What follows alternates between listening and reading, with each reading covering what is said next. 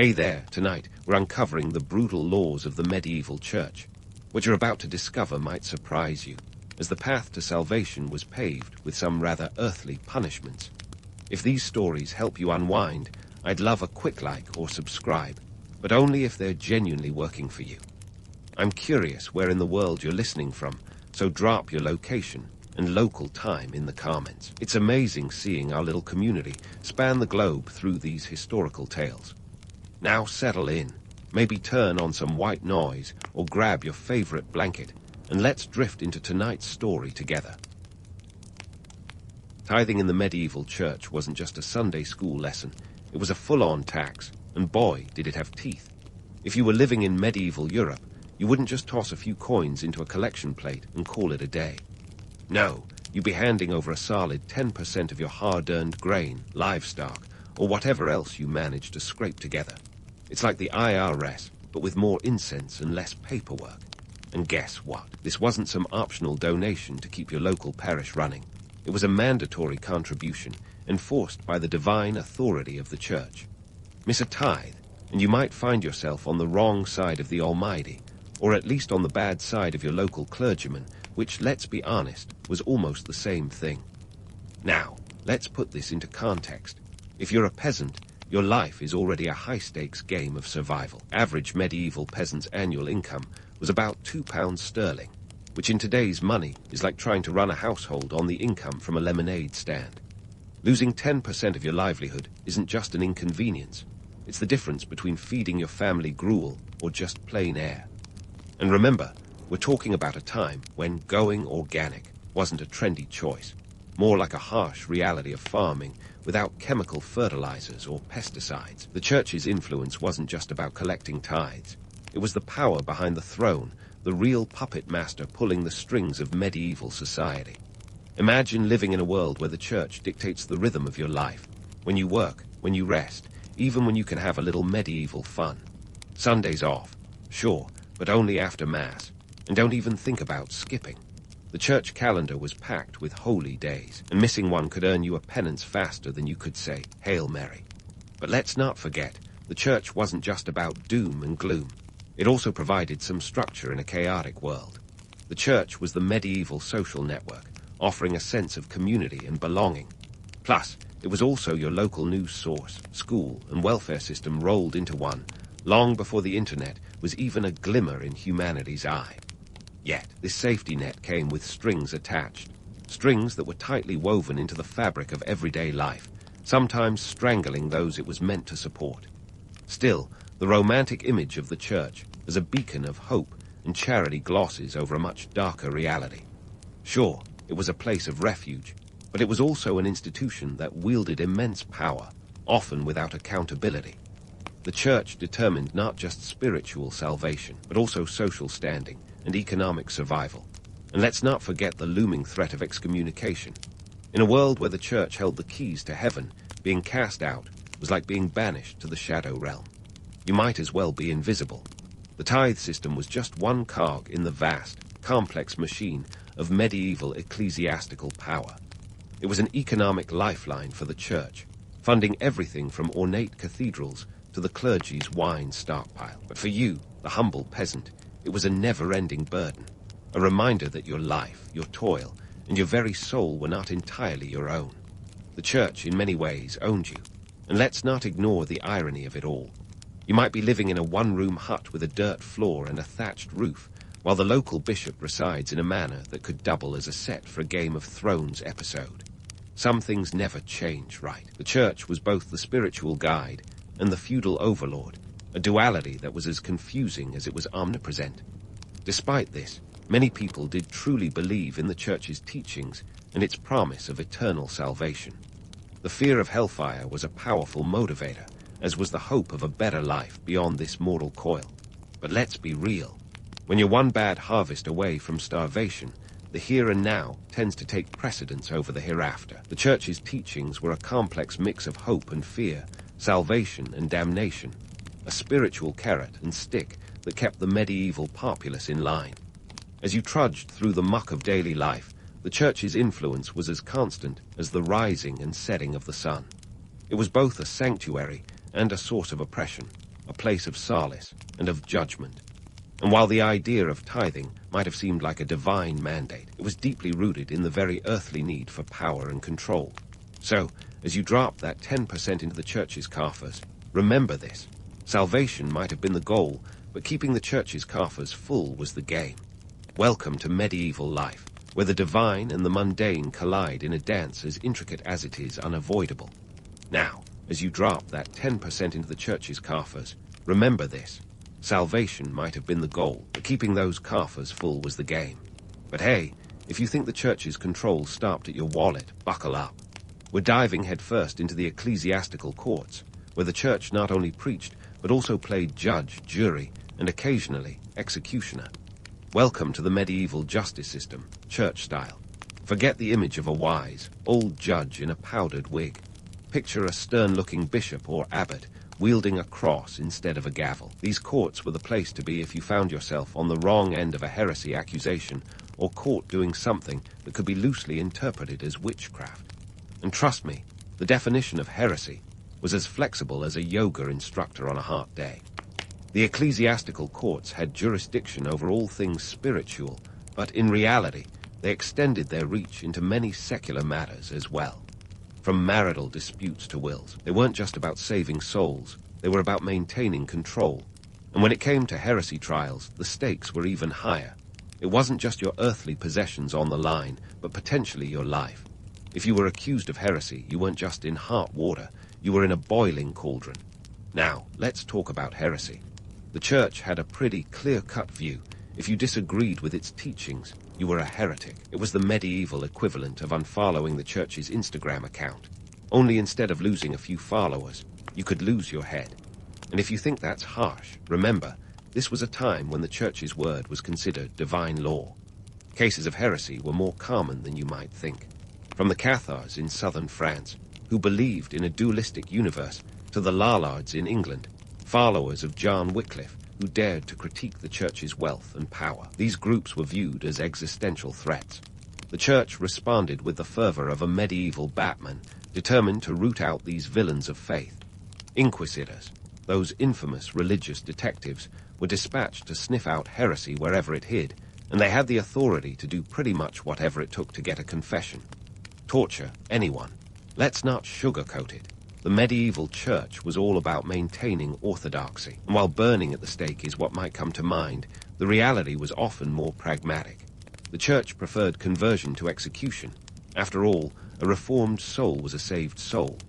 But if you were stubborn, well, the flames were ready. The trials themselves were far from the fair and balanced system we might hope for today. Evidence was often circumstantial at best, and the accused rarely had a chance to defend themselves. It was like being thrown into a boxing ring with one hand tied behind your back, while blindfolded. And the judges, they were about as impartial as a referee with a bet on one of the fighters. Witchcraft trials, on the other hand, were a whole different kettle of fish, or should I say, cauldron of frogs. The classic image of a witch, warts, broomstick, pointy hat, owes more to fairy tales than to historical fact. In reality, those branded as witches were often just the oddballs of society. Maybe they were healers, maybe they were just unpopular. Either way, they were scapegoats for the community's misfortunes. Economic and social factors played a huge role in these witch hunts. In times of hardship, crop failures, wars, plagues, people looked for someone to blame. It was the medieval version of shoot the messenger, only with more pitchforks and less logic. And let's be real. In a world where science was still in its alchemical toddler phase, superstition filled the gaps. A bad harvest wasn't due to poor soil management. It was because that weird woman down the road gave you the evil eye. The trials themselves were often farcical. Accusations could be based on dreams or gossip, and the procedures were anything but fair. Trial by ordeal was a popular method. Think dunking the accused in water to see if they'd sink or float. If you floated, you were guilty because the pure water rejected you. If you sank, congratulations, you were innocent, but also probably drowning. It was a lose-lose scenario that would make even Kafka cringe. Now, let's sprinkle in a bit of political intrigue. Accusations of heresy or witchcraft were often tools for political maneuvering. Got a rival you want to get rid of? Accuse them of consorting with the devil, and let the church do the dirty work. It was a handy way to settle scores without getting your hands too dirty. Talk about having friends in high places. But let's not forget one critical element: fear. The church wielded fear like a master swordsman, with threats of eternal damnation keeping the general populace in line. This fear was a powerful motivator, driving not just obedience, but also the fervor of the witch hunts and heresy trials. When the fear of hellfire is hanging over your head, you'll do a lot to keep in the church's good books. In the end, these courts were less about justice and more about control. Control over beliefs, control over society, and control over power. They served as a stark reminder of the church's dual role as both spiritual guide and earthly authority. The ecclesiastical courts were the ultimate expression of the church's power, wielded with a ruthlessness that would make even Machiavelli raise an eyebrow. So, the next time someone paints the medieval church as a bastion of morality and piety, remember the darker corners of its history.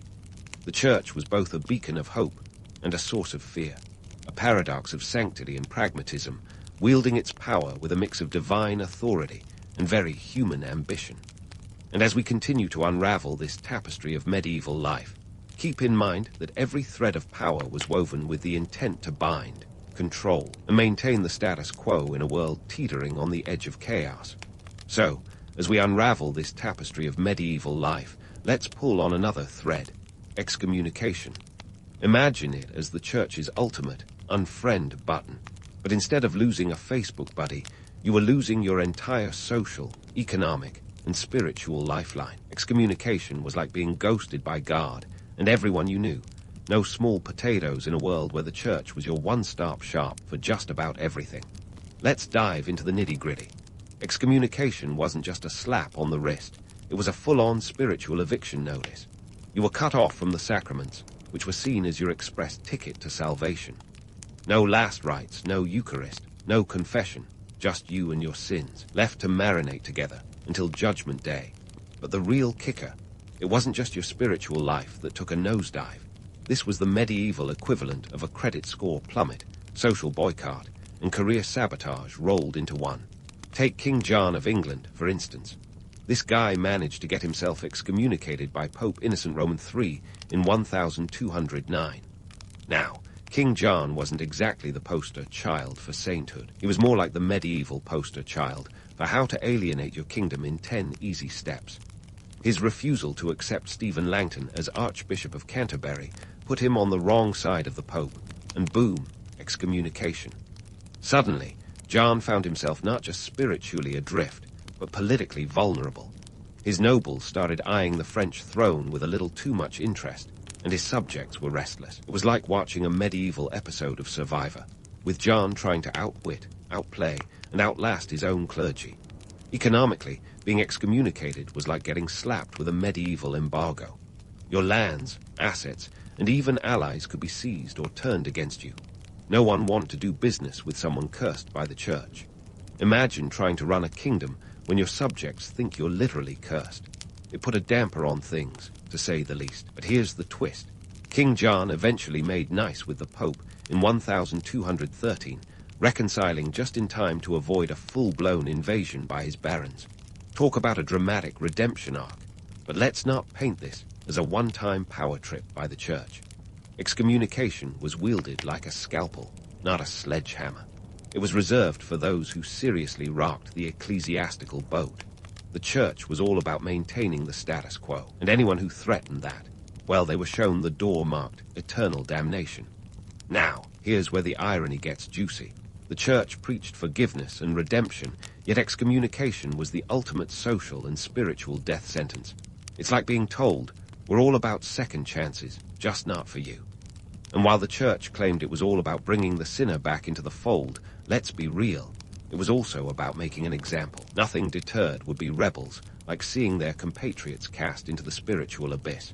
And before you think this was just a medieval quirk, remember that excommunication reached across the centuries. During the Renaissance, even the likes of Martin Luther found themselves on the receiving end. Luther's 1521 excommunication was a bit like getting unfriended by the biggest influencer of the time. Except instead of losing followers, he sparked a Protestant Reformation. Talk about turning lemons into theological lemonade. Let's not forget the social domino effect. An excommunicated person was untouchable, literally.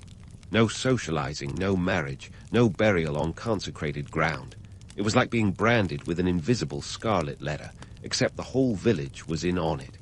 The church's message was clear. Step out of line, and you'll be stepping alone. But why did people care so much? Well, eternal damnation wasn't just a scary story. It was the ultimate bogeyman. When the church held the keys to heaven's gate, fear was a potent motivator. And in a world that was as unpredictable as a medieval weather forecast, you didn't want to gamble with your soul. Yet, despite its fearsome power, excommunication was a tool of last resort. The church preferred to keep its flock under its wing, not out in the cold. After all, a lost sheep was a lost tithe, and you can't build cathedrals on empty coffers. But when push came to ecclesiastical shove, the church wasn't afraid to flex its muscles. So, as we continue to navigate the labyrinth of medieval ecclesiastical power, remember that the church was both a shepherd and a sentinel, guiding its flock with one hand while wielding the rod with the other. And while the doctrine of excommunication might seem like a relic of a bygone era, its echoes can still be heard in the halls of history. As we delve deeper into this complex web, let's leave some threads untangled for next time. The medieval church had more tricks up its sleeve, and trust me, we're just getting started. And speaking of tricks up the medieval church's sleeve, let's talk about indulgences. Those little slips of paper that promised to smooth your path to heaven for a price. If you thought the ecclesiastical courts and excommunication were the church's power moves, think again. Indulgences were the spiritual equivalent of a medieval get-out-of-jail-free card, only with a price tag that could fund the construction of an entire cathedral. It was salvation for sale, and business was booming. So, what exactly was an indulgence? Picture this. You've sinned. Maybe you've been a bit too liberal with the neighbor's mead, or you skipped Mass one too many times. You're worried about purgatory, the divine waiting room where souls allegedly burned off their sins before ascending to heaven. Enter the indulgence, a papal pardon that reduced your time in this spiritual sauna. The church claimed it could lessen your time in purgatory, or even skip it altogether, by purchasing an indulgence. Pay up, and you'd effectively be buying a first-class ticket to the pearly gates. Now, here's where it gets interesting. The concept of indulgences started as a well-meaning offer. Initially, they were granted for good deeds, like going on a crusade. But over time, they morphed into a full-blown commercial enterprise. By the late Middle Ages, you could buy indulgences for yourself, your deceased relatives, or anyone you thought might need a little divine leg up. It was like a celestial Kickstarter campaign, with the church as the ultimate crowdfunder. And let's not forget the marketing genius behind these indulgences. Johann Tetzel, a Dominican friar, was one of the most infamous salesmen. He had a catchy jingle for his pitch. As soon as the coin in the coffer rings, the soul from purgatory springs. Talk about a slogan that sticks. Tetzel's skillful hawking turned indulgences into one of the church's most lucrative ventures, filling its coffers faster than you could say eternal salvation. But why did people buy into this? The answer lies in the potent mix of fear and hope. Medieval life was tough, and the promise of a better afterlife was a powerful motivator. Plus, the fear of eternal damnation was as real as the mud on your boots. In a world where the church held the keys to your spiritual destiny, an indulgence was seen as a wise investment. It was like spiritual insurance. In case of divine emergency, break out the indulgence. Now, here comes the kicker. Indulgences weren't just about personal piety. They were also about politics and economics. The church used the funds to finance everything from the building of St. Peter's Basilica to wars against Ottoman forces. The sale of indulgences was a cash cow that funded the church's vast empire, both spiritually and geopolitically. It was a win-win for the church, but a lose-lose for those who saw through the charade, and that's where the cracks started to show. Enter Martin Luther, a German monk with a knack for theological debate. In 1517, Luther nailed his 95 Theses to the door of Wittenberg's castle church, challenging the practice of selling indulgences. He argued that salvation couldn't be bought or sold. It was a gift from God, freely given through faith. Luther's Theses were like a match dropped into a powder keg, igniting the Protestant Reformation and forever changing the face of Christianity. Luther's protest wasn't just a theological spat, it was a full-blown challenge to the Church's authority. By questioning indulgences, he was questioning the very foundation of the Church's power and wealth. The Reformation that followed was as much about economics and politics as it was about faith. It was a seismic shift that pulled the rug out from under the Church's feet, forcing it to confront its own practices and doctrines. Yet, despite the outcry, the allure of indulgences lingered. They represented the intersection of medieval faith and commerce, a testament to human ingenuity and desperation. They were the Church's version of a Hail Mary pass, albeit one that cost a pretty penny. And while the practice of selling indulgences was eventually reined in by the Council of Trent in the mid-16th century, the legacy of this spiritual marketplace echoes on. So, was the concept of indulgences a stroke of ecclesiastical genius or an exploitative cash grab? The answer, as always, is a bit of both. Indulgences were a reflection of the Church's dual nature, a beacon of spiritual hope and a bastion of temporal power. They were a reminder that even in matters of faith, there's no such thing as a free lunch or a free pass to paradise. In the end, indulgences were more than just a medieval quirk. They were a catalyst for change. They exposed the vulnerabilities of the Church's authority and highlighted the growing discontent among the faithful. As we peel back the layers of this historical onion, we see that indulgences were just one part of a larger tapestry of power, faith, and human folly.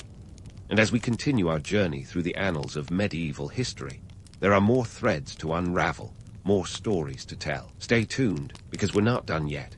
And there we have it, indulgences, the medieval equivalent of a celestial Black Friday sale. But let's zoom out for a wider view of the medieval Church's legacy, shall we? It's a story that dances between the divine and the diabolical, leaving footprints on our modern world like a heavy medieval boot. First, let's unpack the paradox. The medieval Church, a supposed beacon of morality and faith, wielded power with an iron fist wrapped in a velvet glove. It wasn't just about saving souls. It was about control, spiritual, social, and economic. Remember when excommunication was the social kiss of death, or the ecclesiastical court system that could make even the straight and narrow feel like a tightrope walk. These were the tools of a Church that ruled not just over minds, but over every aspect of daily life. And here's a kicker. Many of these practices laid groundwork for systems we still see today. Take, for example, the modern legal system. Those ecclesiastical courts might seem like a medieval drama series, but they contributed to the development of Western legal traditions. The Church's canon law influenced European legal systems, introducing concepts like legal representation and procedural fairness. Sure, the fairness part was more of an aspiration than a reality back then, but hey, everyone has to start somewhere. It's like the Church was the original beta tester for our modern judiciary. Then there's the economic footprint. The tithe system was essentially a precursor to modern taxation. By demanding a slice of everyone's pie, the Church ensured a steady revenue stream that funded everything from grand cathedrals to, ironically, the Crusades. Think of it as the medieval version of government spending, just with a lot more incense and a side of eternal salvation. It's fascinating how a system designed for divine ends could inspire secular taxation models. Holy inspiration, indeed. But let's not ignore the Church's role as a cultural powerhouse. It preserved knowledge through monastic scribes who copied texts with the precision of a medieval Xerox machine. Without them, we might not have Aristotle or the Bible, or even, dare I say, the literary escapades of Geoffrey Chaucer. The Church was a guardian of knowledge, ensuring that the lights of learning flickered through the Dark Ages, even if they were occasionally dimmed by censorship. Of course, the Church's grip wasn't all-encompassing.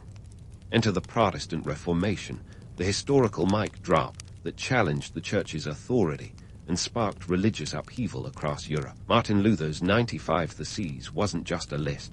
It was a declaration of independence from the Church's control. It was the catalyst for new religious movements and a reshaping of the European spiritual landscape. The Reformation showed that the Church's power, while vast, was far from unassailable. And it wasn't just a theological shift. It also had political and economic ramifications, like the 30 Years' War, which was less about faith and more about who would control Europe. Yet, in its most benevolent form, the the church offered a sense of community and continuity. It was like the medieval Facebook, connecting people through shared rituals and beliefs.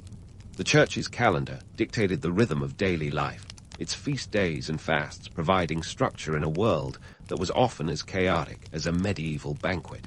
It was a social glue, binding communities together in the shared hope of salvation and the collective fear of damnation.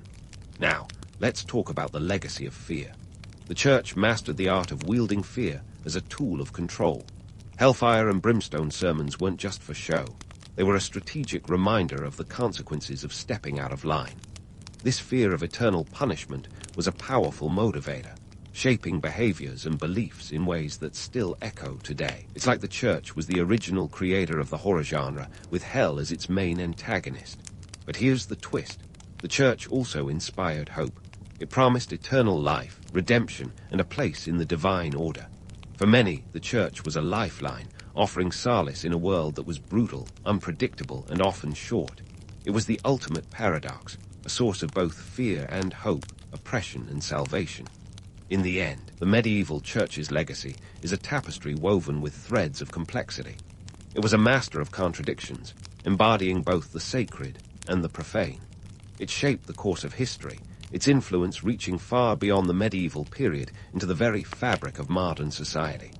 The church's power was a double-edged sword, capable of both great good and great harm. So, as we step back from this medieval stage, let's ponder the paradox of a moral institution wielding such harsh control. The church was both a sanctuary and a prison, a place of worship and a seat of power. It's a reminder that history is rarely black and white. It's a kaleidoscope of nuance and complexity. The medieval church may have been many things, but one thing is certain. It left an indelible mark on the world, a legacy of faith, fear, and the eternal quest for power. And with that, we close the book, at least for now, on this chapter of history. But don't worry, history is full of stories waiting to be told, each with its own blend of romance and reality. So keep those curiosity gears turning, because there's always more to discover in the annals of time. Until next time, keep pondering the past and questioning the present. After all, history is best served with a side of skepticism and a dash of humor. In the dust-choked streets of ancient Uruk, where the clatter of trade reverberated like an old-school stock exchange, there strode a king whose legend would outlast even the most persistent Instagram trend. Meet Gilgamesh, part god, part man, and by all accounts, all ego. Around 2700 BCE, this Mesopotamian metropolis wasn't just a dot on the map of history. It was the map. Uruk, folks, was the New York City of its time, minus the pizza slices, but brimming with ziggurats and bustling bazaars. Now, why all the fuss about Uruk? Well, it was a major player in ancient Mesopotamia, the land between the rivers Tigris and Euphrates, sometimes known as the cradle of civilization. This wasn't just a catchy nickname. It was the birthplace of riding, urban living, and yes, epic poetry. The Epic of Gilgamesh wasn't just any story. It was the Mesopotamian blockbuster, the kind of tale that would go viral, if only they had Wi-Fi. Back to Gilgamesh, our star. This guy was essentially the first celebrity influencer. He had a fan base, critics, and even a sidekick named Enkidu, who was more wild man than socialite. Gilgamesh's story, inscribed on clay tablets with cuneiform script, is the oldest surviving epic in human history. Think of those tablets as the original Kindle, but with a more rugged, less touchscreen-friendly interface. Uruk's economy was no small potatoes, built on trade routes that crisscrossed the known world. Goods flowed through the city like gossip at a royal court, with everything from gold to grain changing hands. The city's wealth wasn't just measured in shekels. It was counted in the towering walls that Gilgamesh himself supposedly built.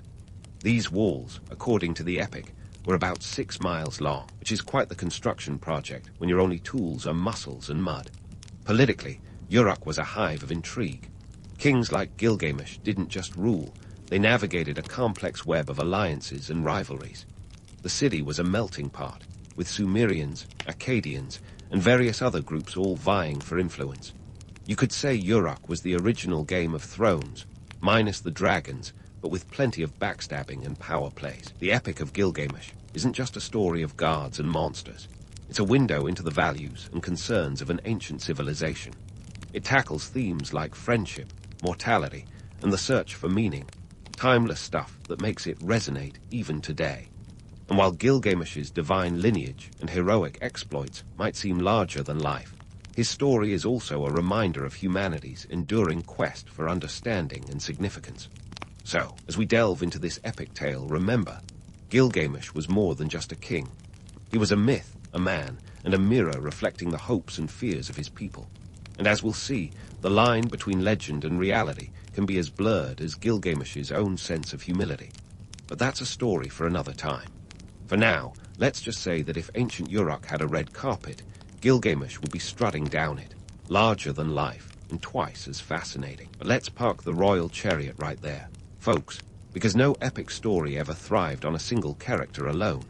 Enter Enkidu, stage left, in what must be the most dramatic buddy movie entrance of all time.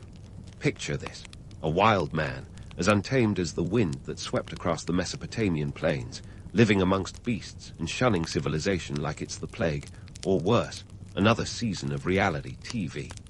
Enkidu wasn't just Gilgamesh's sidekick. He was the yin to Gilgamesh's raging yang, a shaggy-haired force of nature who brought a whole new dimension to the tale. So how did these two end up as the ancient equivalent of Starsky and Hutch? Well, the guards, it seems, had grown weary of Gilgamesh's tyrannical rule over Uruk. Our man was running the kingdom like his personal fiefdom, indulging in what the epic delicately calls excessive pride, a term that covers everything from overreaching authority to extracurricular activities. In response, the guards sent Enkidu as a counterbalance, hoping to temper Gilgamesh's hubris with a dose of humility. And what better way to introduce humility than through the unwashed charisma of a wild man? Enkidu's transformation from beast to bro didn't happen overnight. He was lured into the human fold by Shamhat, a temple priestess who used all the powers of Mesopotamian hospitality to civilize him. And by hospitality, we're talking about a week-long spa retreat that involved food, drink, and more carnal delights than you'd find on a Vegas weekend. Let's just say Enkidu emerged from this encounter not only civilized, but also enlightened about the perks of human society, like baths and bread. Once Enkidu was fully integrated into civilization, it didn't take long for him to cross paths with Gilgamesh. Their first meeting was less of a handshake and more of a WWE smackdown, with both men grappling like titans in the city streets. Eventually, they realized they had more in common than a penchant for wrestling and became fast friends. Their bond was so strong, it practically invented the bromance genre millennia before Hollywood caught on. Now, this dynamic duo wasn't content with just sitting around the palace sipping ancient ale. Oh no, they were hungry for adventure, and what better way to quench that thirst than by taking on Humbaba, the fearsome guardian of the cedar forest. This wasn't just a leisurely stroll through the woods, mind you. The cedar forest was the ancient Near East's version of the Amazon rainforest, filled with towering trees, and allegedly, a giant who would make Godzilla think twice. Armed with divine favor, and what we can only assume were some seriously sharp swords, Gilgamesh and Enkidu set off on their quest. The economic stakes of this adventure were no small matter. Cedar wood was the gold standard of building materials in Mesopotamia, a luxury item for constructing temples and palaces. Taking down Humbaba meant more than just a notch on their gladiatorial belts. It was about securing resources that could bolster Uruk's economic and religious standing. Their confrontation with Humbaba was the stuff legends are made of. Picture two young bucks taking on a creature that was part ogre, part protector, a being whose very presence sent shivers down the spines of lesser men. Yet, through a combination of bravery, divine intervention, and maybe a dash of luck, Gilgamesh and Enkidu emerged victorious. The cedar forest was now open for business, and our heroes returned to Uruk with not just physical spoils, but a boost in their already formidable reputations. But the guards, as fickle as ever, were not about to let Gilgamesh and Enkidu ride off into the sunset unchallenged. Enter the Bull of Heaven, a cosmic creature sent by the spurned goddess Ishtar, who was less than pleased with Gilgamesh's rejection of her amorous advances. This wasn't just any bull. It was a celestial beast whose rampage threatened to turn Uruk into a scene straight out of a disaster movie. Once again, our pair of heroes rose to the challenge, taking down the Bull of Heaven in an epic battle that cemented their status as legends. Yet, as we know all too well in mythology, hubris often invites tragedy. Their victories came at a cost, a reminder from the gods that even the greatest heroes are not immune to fate's cruel hand.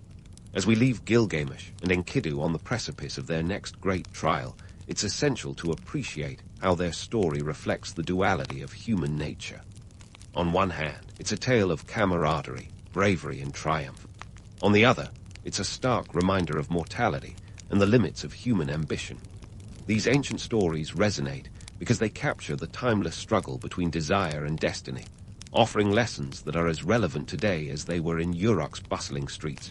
So, stay tuned as we journey deeper into the epic, exploring the consequences of their actions and the inevitable march towards the ultimate showdown with fate. As they say in the storytelling business, the best is yet to come.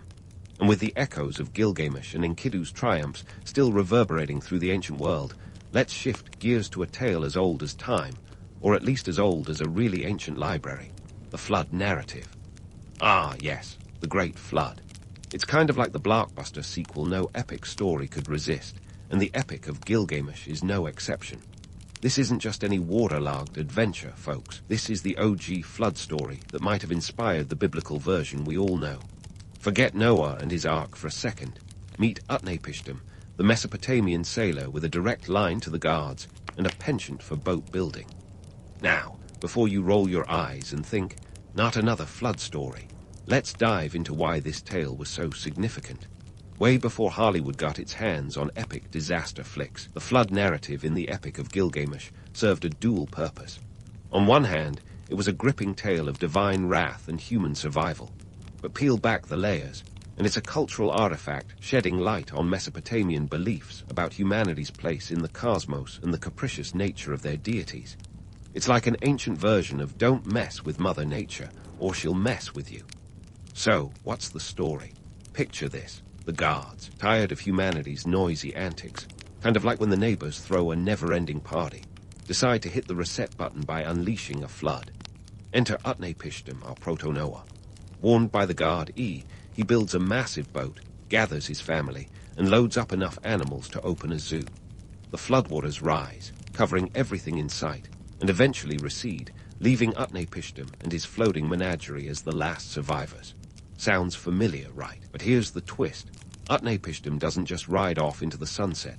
Nope, he's granted immortality for his troubles. A pretty sweet deal if you ask me. Now, let's fast forward to the 19th century, when archaeologists, driven by curiosity and a touch of Indiana Jones flair, started digging around ancient Mesopotamia. Armed with shovels and an insatiable thirst for knowledge, they unearthed clay tablets that contained the Epic of Gilgamesh, including its flood story. And here's where things get really interesting. Scholars quickly noticed the uncanny similarities between this tale and the biblical flood narrative. Cue the academic debates and a flurry of theories about shared cultural roots and ancient cross-pollinations of stories. But before we get too starry-eyed about a global storytelling conspiracy, let's splash a little cold water on the romance. The world of ancient storytelling was more like a pre-literate meme culture than a well-organized narrative exchange. Stories traveled with traders, scribes, and travelers, morphing and adapting as they went. The flood narrative likely emerged from shared experiences of catastrophic floods in the Tigris-Euphrates basin, a region prone to unpredictable deluges that could make even the most stoic Sumerian tremble. Speaking of floods, let's talk archaeology. For over a century, scholars have been on a quest to find evidence of a historical flood that could have inspired these ancient narratives. Spoiler alert.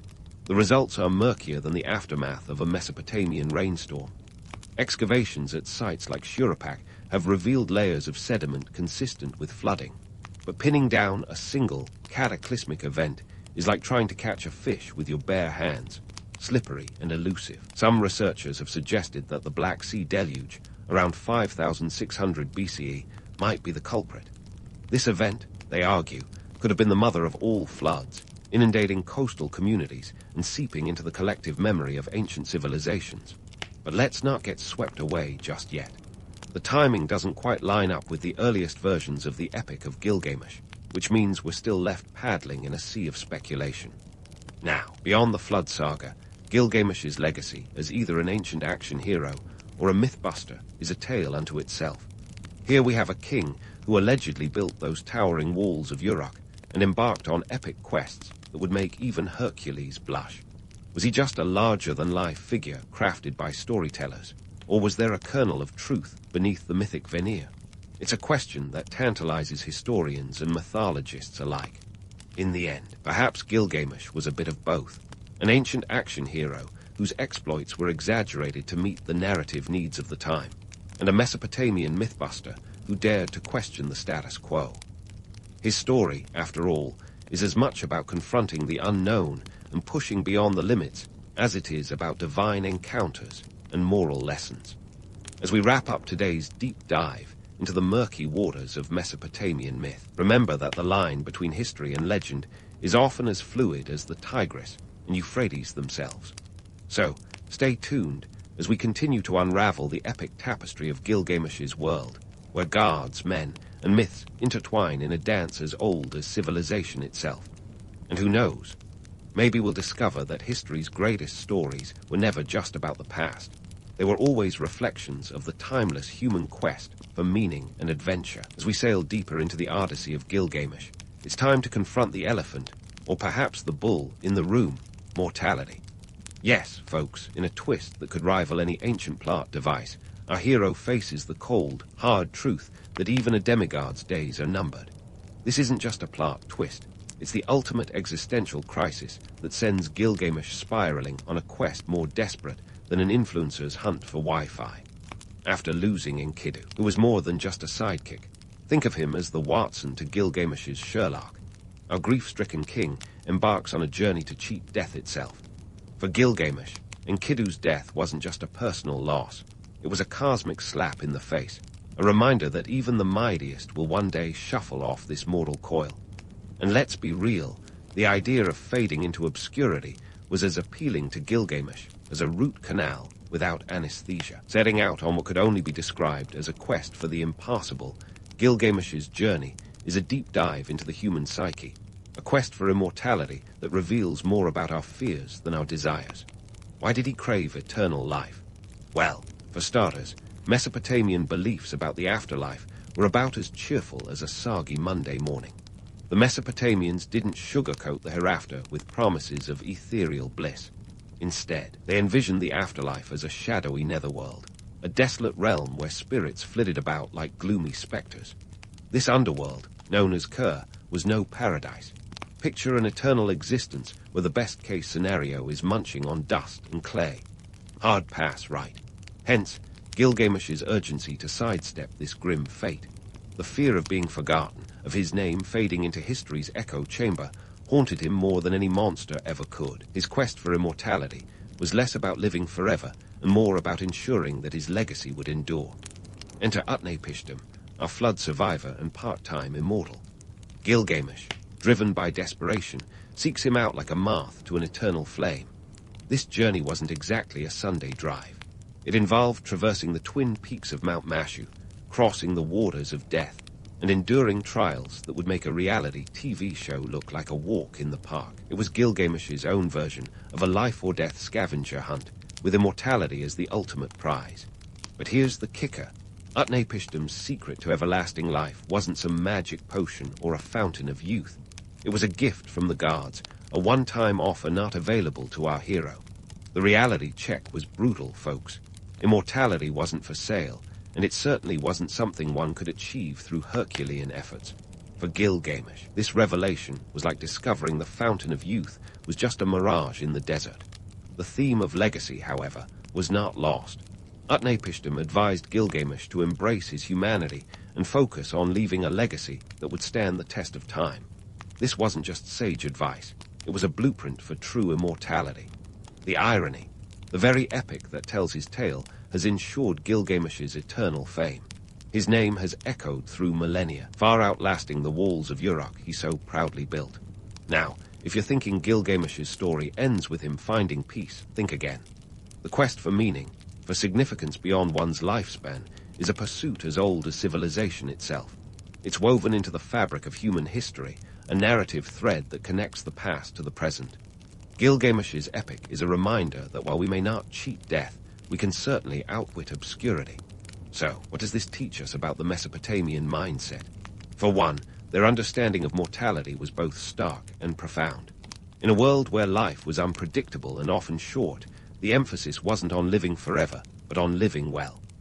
Mesopotamian society prized achievements that would resonate through generations, whether through monumental architecture, epic tales, or heroic deeds. Economically, this quest for legacy had tangible effects. Construction projects, like the famed walls of Uruk, weren't just about defense. They were symbols of power and prosperity, physical manifestations of a ruler's greatness. The labor and resources poured into these endeavors reflected a society's priorities, a focus on leaving a mark that would endure beyond the immediate needs of the living. Politically, Gilgamesh's story could be seen as an allegory for leadership and the responsibilities it entails. A ruler's legacy was intricately tied to their governance, and the memory of their reign could either haunt or honor them in the annals of history. Gilgamesh's tale serves as a cautionary reminder that power is fleeting, but deeds, both good and ill, are eternal. As we wrap up this leg of Gilgamesh's journey, let's not forget that the line between legend and reality is as blurred as ever. While the epic itself may be steeped in myth, it offers a window into the very real fears and aspirations of an ancient civilization. Gilgamesh's quest for immortality isn't just an ancient tale. It's a mirror reflecting our own age-old struggle with existence and legacy. And with that, we leave Gilgamesh at a crossroads, poised for whatever trials and triumphs await in the final chapters of his epic. Stay tuned, because in the world of Gilgamesh, the story is never quite over. It's just on the brink of another beginning. And with that, we leave Gilgamesh at a crossroads, poised for whatever trials and triumphs await in the final chapters of his epic. But let's hit the fast-forward button on this ancient drama and land ourselves, smack dab in the 19th century, a time when explorers and archaeologists were equally likely to stumble upon treasure or trouble. You see, in 1853, a British adventurer named Hormuzd Rassam began excavating the ruins of the ancient Assyrian city of Nineveh, and what he found was the stuff of legend, literally. Among the dusty relics and sun-baked stones, Rassam unearthed what would become one of archaeology's greatest hits, the Library of Ashurbanipal.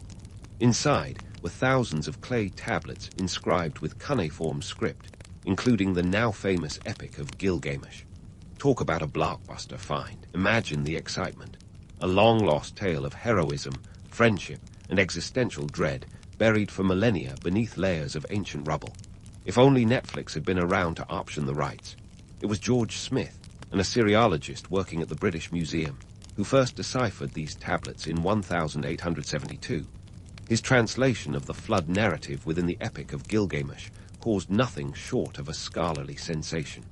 Suddenly, the world was buzzing with talk of ancient wisdom and shared cultural legacies. The very idea that this 4,000-year-old story might share DNA with biblical accounts of the flood was enough to send theologians and historians into a tizzy, not to mention the casual reader who just wanted to know if Gilgamesh had abs that could rival an action hero. But let's not get swept away by romantic notions of cultural unity just yet. The reality is, these stories didn't spread with the noble intent of connecting civilizations. They traveled like ancient gossip, carried by traders, migrants, and scribes, morphing and adapting as they crossed borders. The Epic of Gilgamesh wasn't just a tale. It was the ancient world's version of a viral meme, reshaped by each teller to suit their audience's tastes.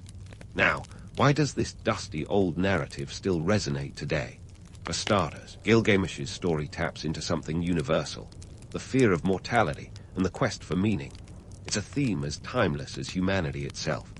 In a world still grappling with existential questions, Gilgamesh's struggle offers a mirror held up to our own faces, reflecting the same doubts and desires that have haunted us for millennia.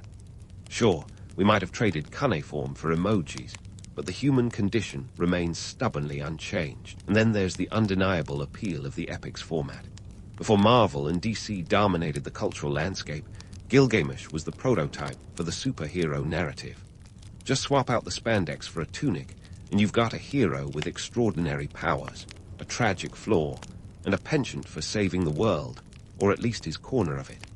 It's like the ancient precursor to the Avengers, with guards and monsters instead of alien invasions and high-tech armor. Gilgamesh's exploits might lack the CGI spectacle, but they certainly don't skimp on the high-stakes drama. Speaking of drama, let's not forget the economic and political backdrop against which this epic unfolded. Uruk, Gilgamesh's stomping ground, was more than just a set piece. It was a thriving hub of commerce and culture. This wasn't some backwater town. It was a metropolis where trade routes intersected like ancient highways, bringing goods and ideas from across the known world.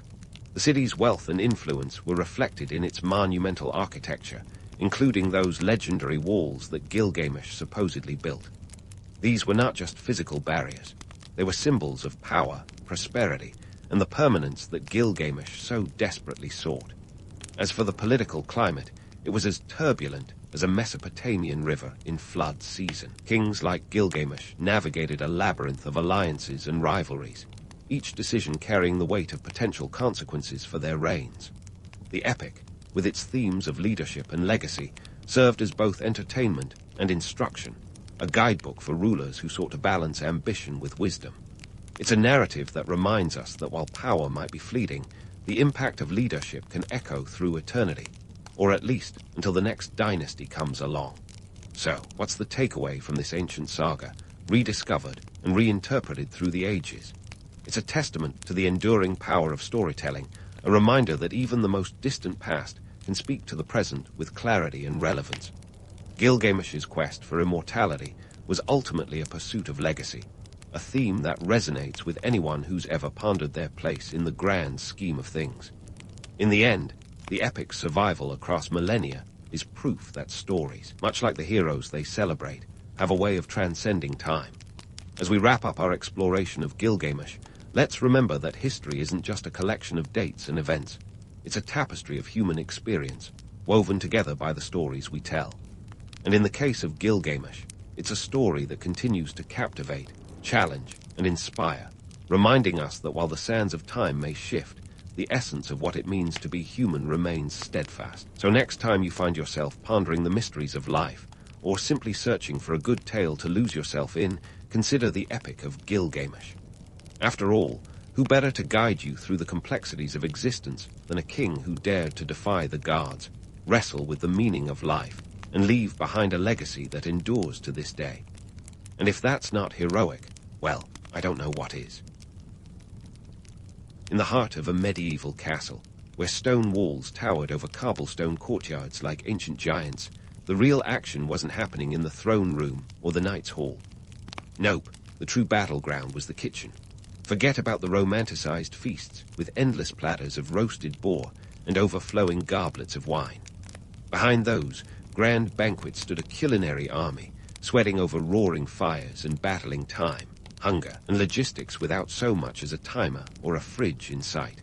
You might be picturing yourself as a medieval cook, a role that's equal parts glory and grunt work. Your day begins not with the crow of a rooster, but the crack of dawn, because in the world of medieval kitchens, the early bird doesn't get the worm. It gets a head start on the mountain of tasks ahead. The sun barely peeks over the horizon, and you're already elbow-deep in flour, tending to your dough like it's the most temperamental member of the household. And let's get one thing straight. Bread isn't just a side dish here. It's the backbone of the medieval diet. Every meal starts with a hard crust and a soft center because that's what keeps the castle gears turning. Now, let's talk hierarchy because, believe it or not, even in the chaos of the kitchen, there's a pecking order. At the top of this culinary pyramid stands the head cook, the master of flavors, and the orchestrator of chaos.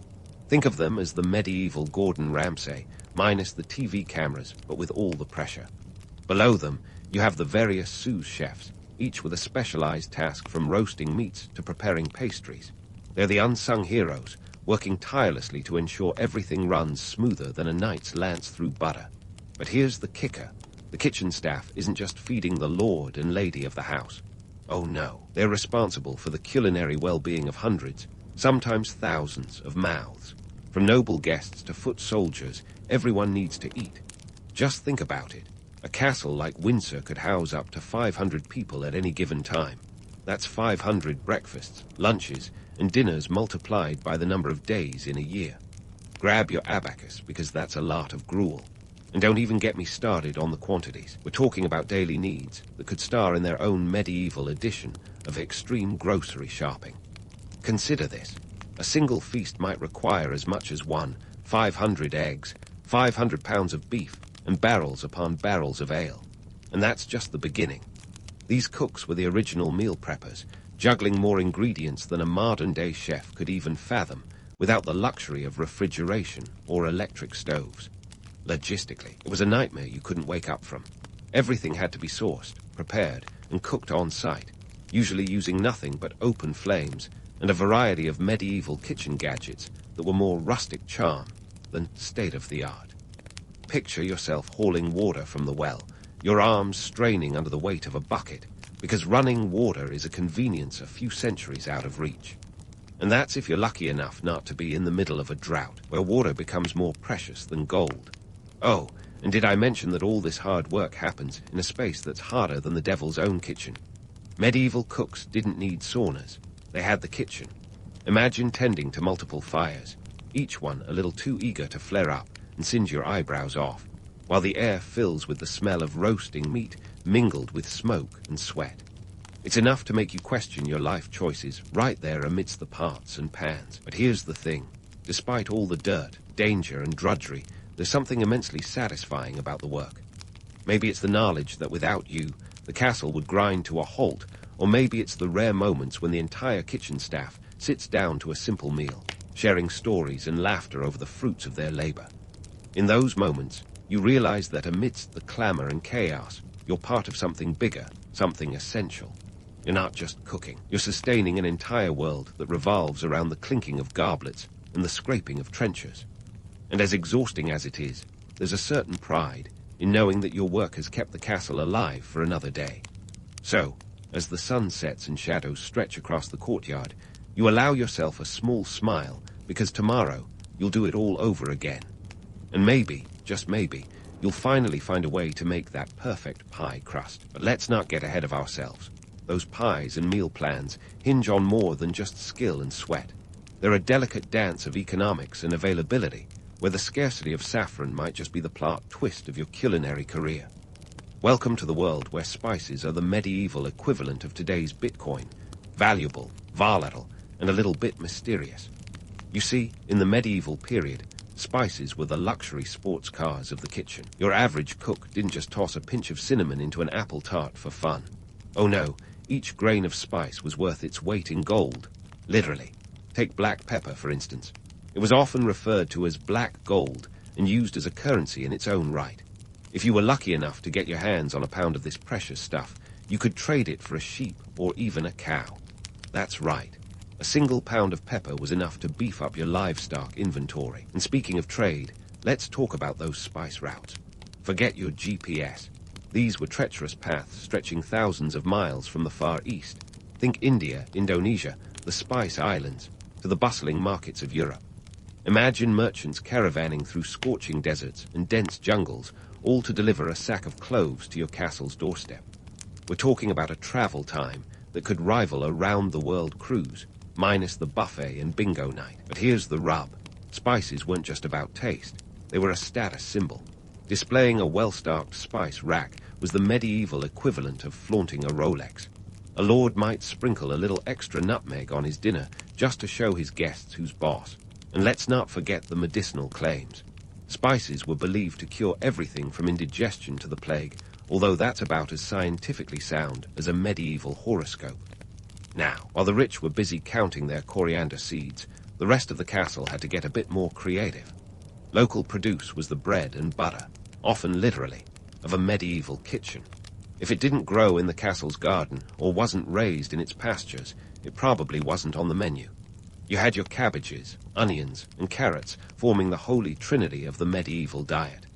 These were the staples, the dependable sidekicks to whatever meat or fish could be procured. And it wasn't just about what you could grow. It was about when you could grow it. Seasons dictated what was on the plate. Winter was a particularly bleak time, when pickled and preserved foods became the norm. Imagine biting into a salted herring in February and pretending it's a summer strawberry. That's medieval optimism for you. But let's not gloss over the barter system.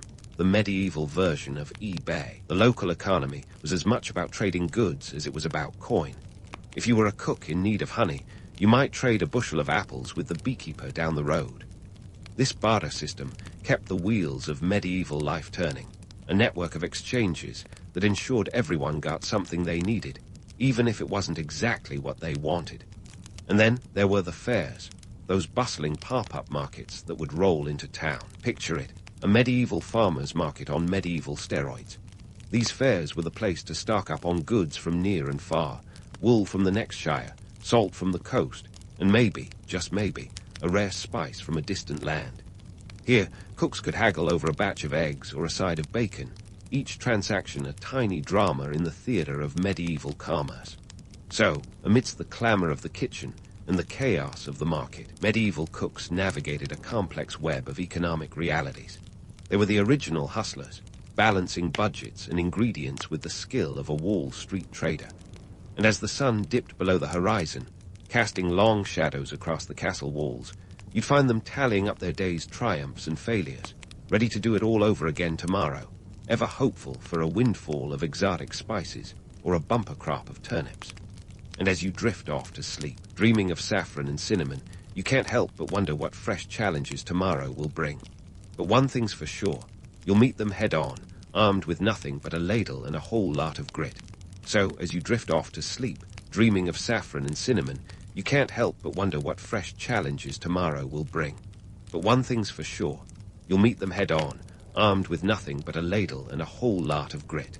And speaking of challenges, let's unravel the tangled web of politics and social dynamics that flavored every medieval meal like an overzealous chef with a salt shaker. Feasting in a medieval castle wasn't just about eating, it was about making a statement. Imagine a banquet as a medieval Instagram post, an extravagant display designed to impress, intimidate, and occasionally induce food envy. These culinary spectacles were all about demonstrating power and wealth, a not-so-subtle reminder of who held the keys to the kingdom's pantry. Picture a lord throwing a feast for his vassals and rivals, the table groaning under the weight of roasted game, fish, and pies, each dish a declaration of dominance. It was a time when your dinner menu could make or break an alliance faster than you could say, pass the salt. These feasts weren't just about the food, though. They were carefully orchestrated events, often taking months to plan. A typical grand banquet might involve hundreds of guests, a veritable who's who of the medieval world. You've got your knights, your noblewomen, and if you're lucky, a bard or two to serenade the crowd with tales of valor and romance. But let's not get too starry-eyed. Behind the scenes, the kitchen staff worked like a well-oiled machine, or at least tried to, despite the ever-present threat of a kitchen disaster that could turn the Lord's dinner party into a medieval sitcom. And here's the kicker. All this pomp and circumstance came with its own set of social politics. Seating arrangements were a delicate dance, a social minefield where who sat next to whom could speak volumes about alliances and enmities. The lord and lady were, of course, at the head of the table, flanked by the most important guests. The closer you sat to the high table, the more prestigious your position. Sit too far from the main action, you might as well be dining at the servants' table for all the influence you wielded. But wait, there's more. Let's talk about the elephant in the room, or rather, the friar in the corner, because religion wielded its own fork in the medieval kitchen. The church had a profound influence on what could and couldn't be eaten, with fasting and feasting dictated by the liturgical calendar. Lent, Advent, and various saints' feast days meant that meat was off the menu more often than not, turning fish into a medieval staple. And let's just say that medieval cooks had to get creative with their fish dishes. It wasn't all trout and salmon.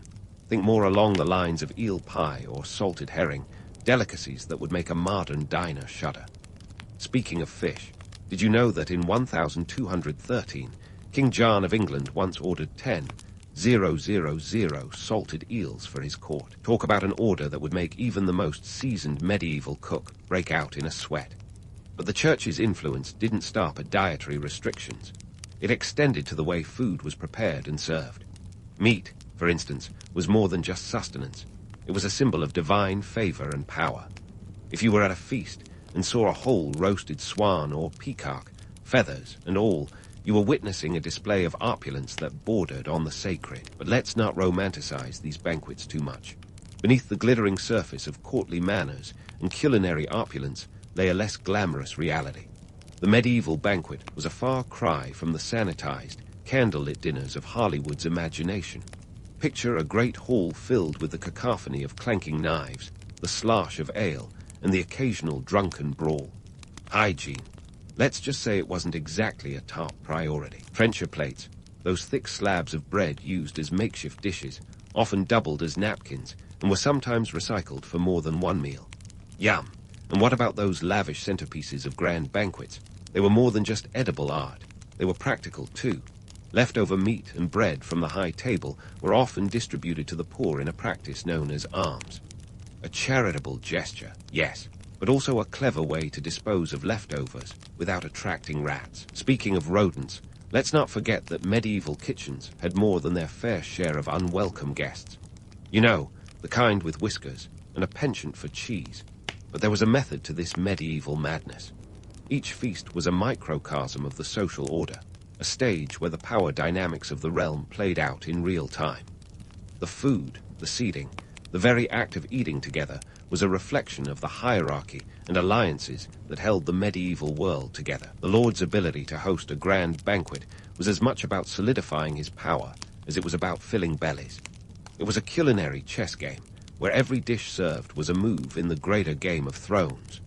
And yet, for all the pageantry and politics, life in a medieval kitchen was a constant hustle.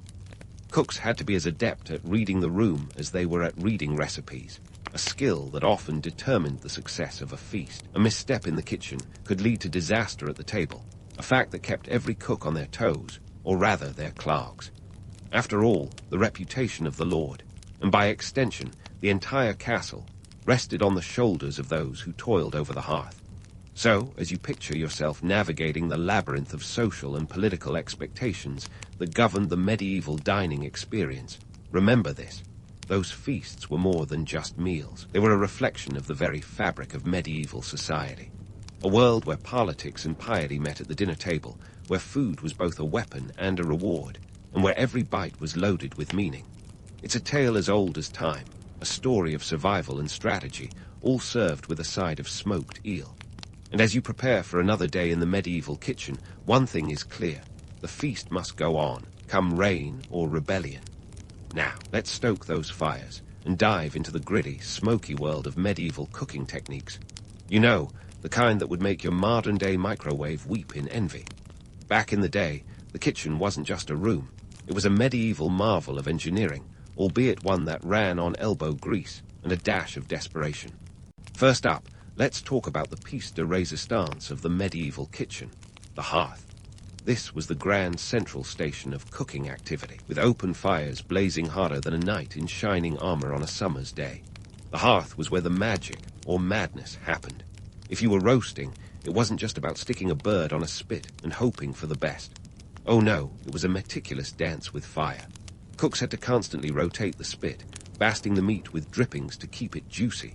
There were no thermometers, so you relied on the ancient art of eyeballing it.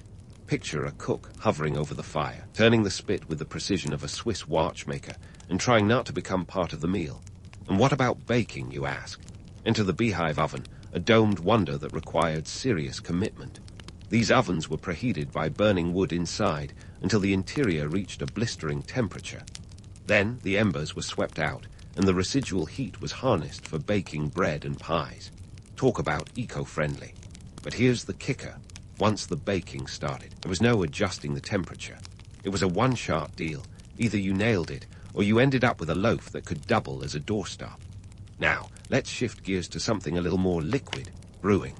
Medieval ale was the beverage of choice, mainly because water was often as suspect as a snake oil salesman. Brewing was both an art and a science, long before the term microbrewery entered the vernacular. Cooks would steep grains in hot water, let the mixture ferment, and voila, you had ale. But here's the twist. This wasn't some casual hobby. Ale was a staple, consumed by everyone from peasant to prince, and brewed by the barrelful. We're talking about production that could rival a modern-day brewery, with monks often at the helm, perfecting recipes with the dedication of a master chef.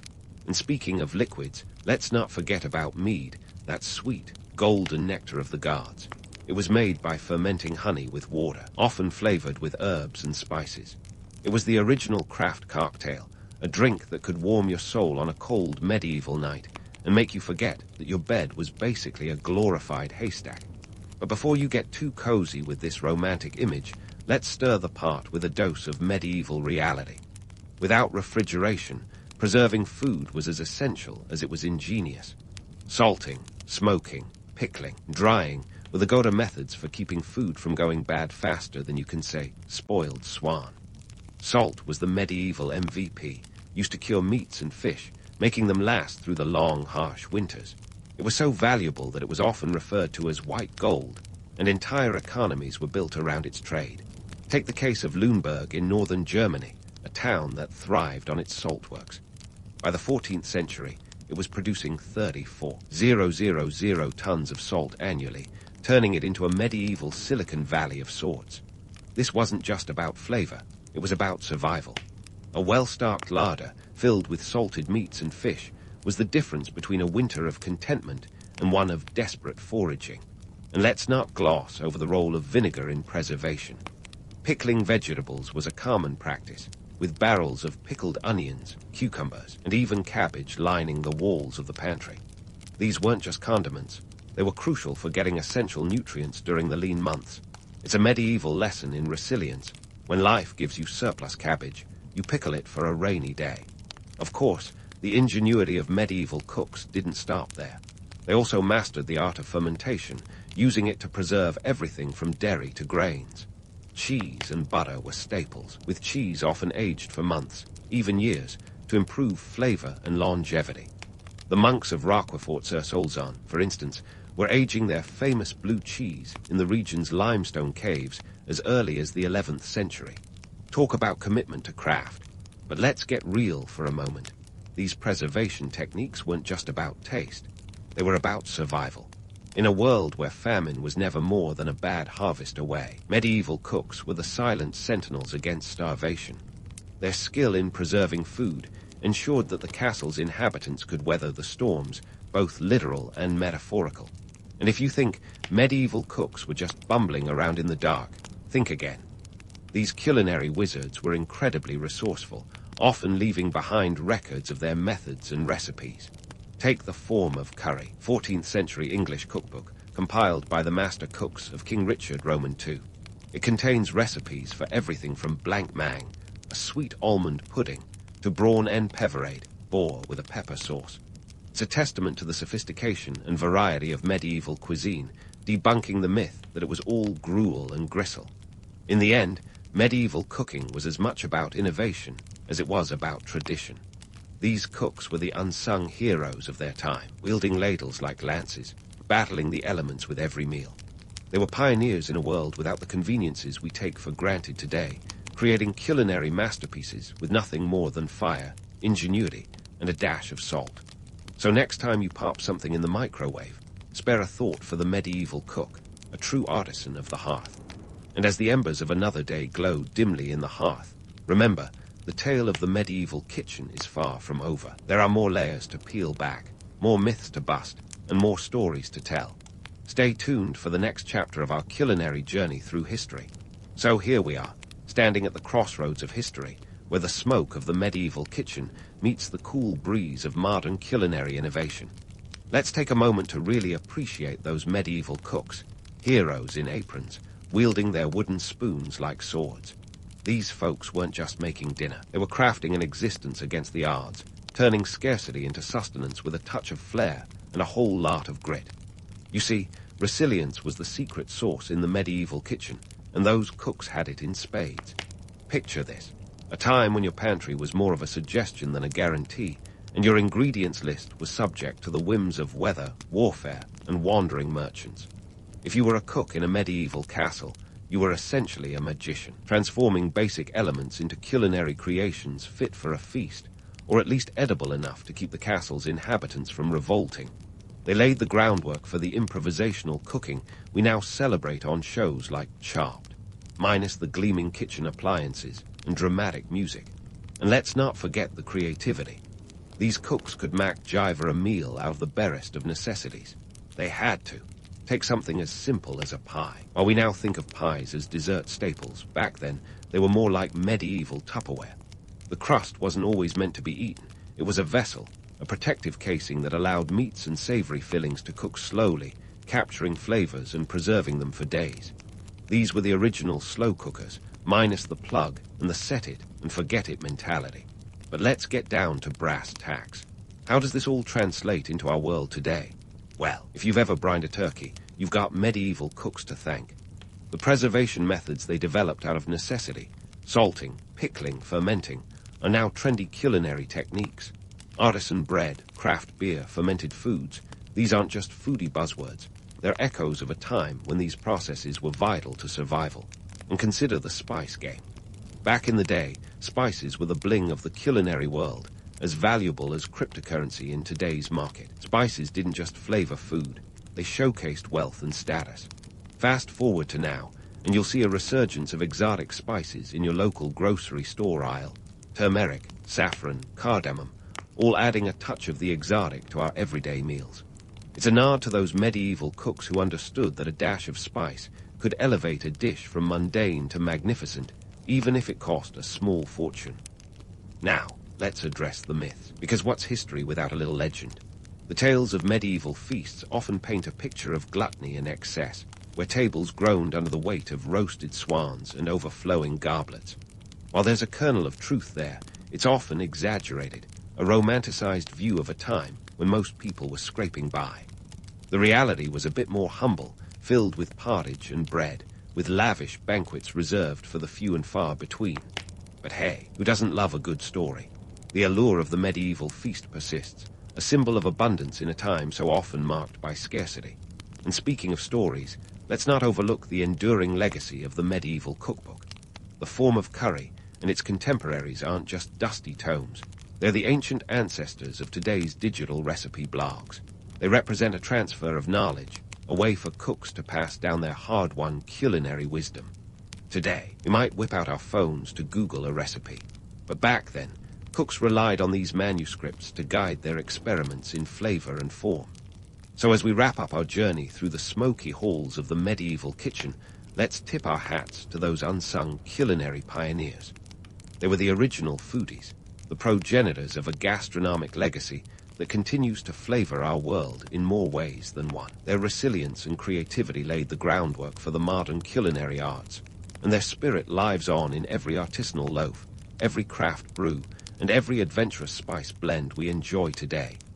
In the end, the story of medieval cooks is a testament to the enduring human spirit, the ability to adapt, innovate, and thrive, even in the face of adversity. It's a legacy worth savoring, one bite at a time. So next time you sit down to a meal, take a moment to appreciate the journey your food has taken, from the hearths of medieval castles to your very own table. And remember, the feast must go on, fueled by the resilience and creativity that have always defined the human experience. Bon appetit. When the Song Dynasty strutted onto the Chinese historical stage in 960 AD, it didn't just knock politely. It kicked the door down with a flourish of economic wizardry that would make a modern Wall Street trader blush. Here's the scene. China, the heavyweight of the East, was about to embark on a millennium-defining economic adventure that would revolutionize how humans exchanged goods and value. And spoiler alert, it all started with what we might cheekily call the medieval equivalent of our beloved, or dreaded, cryptocurrency, paper money. Now, before you roll your eyes at the idea of comparing ancient China with Bitcoin, let's get one thing straight. Paper money in the Song Dynasty was a game changer. The Song were the cool kids at the Economic Innovation Party, and their introduction of Jiaozi, the earliest form of paper currency, around 1023 AD, was like dropping the hardest new app on the market. It was convenient, it was light, and it was backed by the government, which is more than you can say for Dogecoin. But we're getting ahead of ourselves. Let's rewind a bit. The Song Dynasty came to power after a period of chaos known as the 5 Dynasties and 10 Kingdoms, which, as the name suggests, was not exactly a paragon of stability. Imagine a chaotic game of musical thrones, with everyone jostling for a seat. Amidst this turmoil, a savvy military general named Zhao Quanjian decided enough was enough. With a little coup here and a lot of political maneuvering there, he established the Song Dynasty, setting the stage for a period of relative peace and serious economic growth. Why did the Song Dynasty decide to roll out paper money? Well, think about the logistical nightmare of lugging around thousands of coins. It's like trying to pay for your morning coffee with a bag full of pennies. Plus, the Song was dealing with an economy that was expanding faster than the waistline of a sugar addict in a candy store. Trade was booming, and merchants needed something a little more practical than heavy metal coins. Enter the Jia-Ozi. These were not just flimsy bits of paper. They were official promissory notes, initially issued by merchants, and later monopolized by the government, a classic power move. The idea was simple. Merchants could deposit their coins in a secure location and receive paper notes in return, which represented the value of their deposit.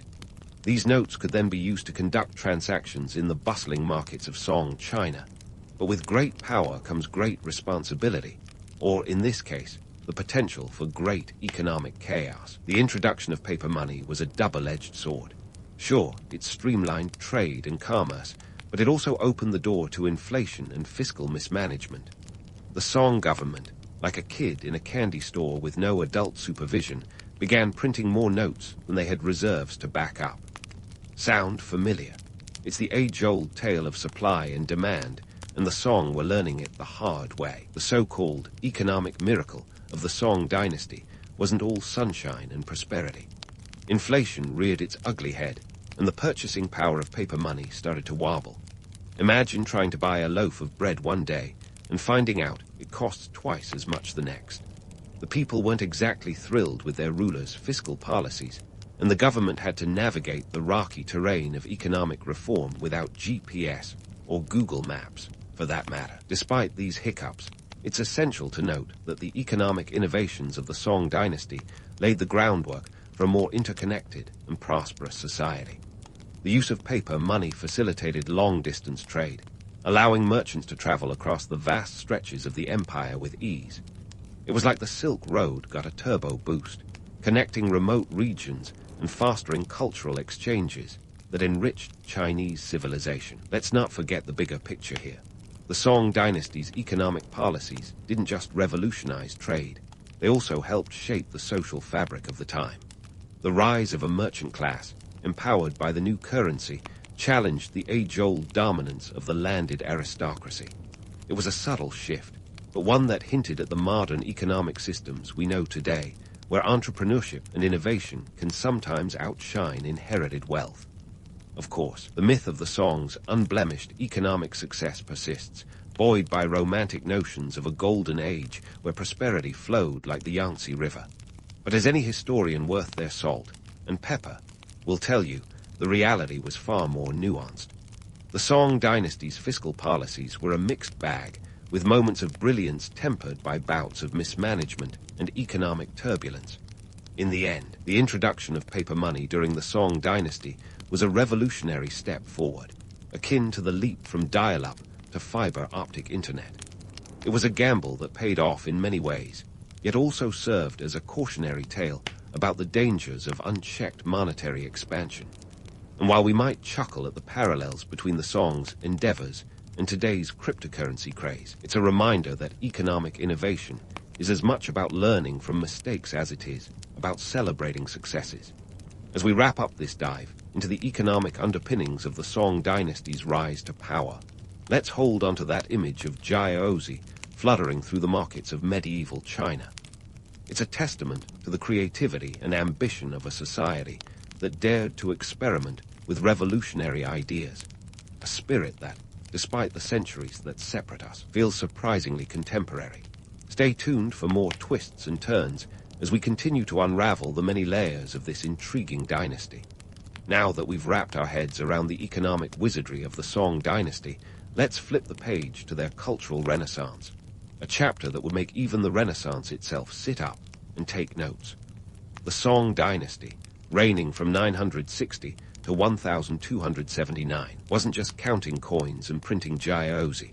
They were also busy painting masterpieces, writing poetry, and inventing things that would make Gutenberg raise an eyebrow.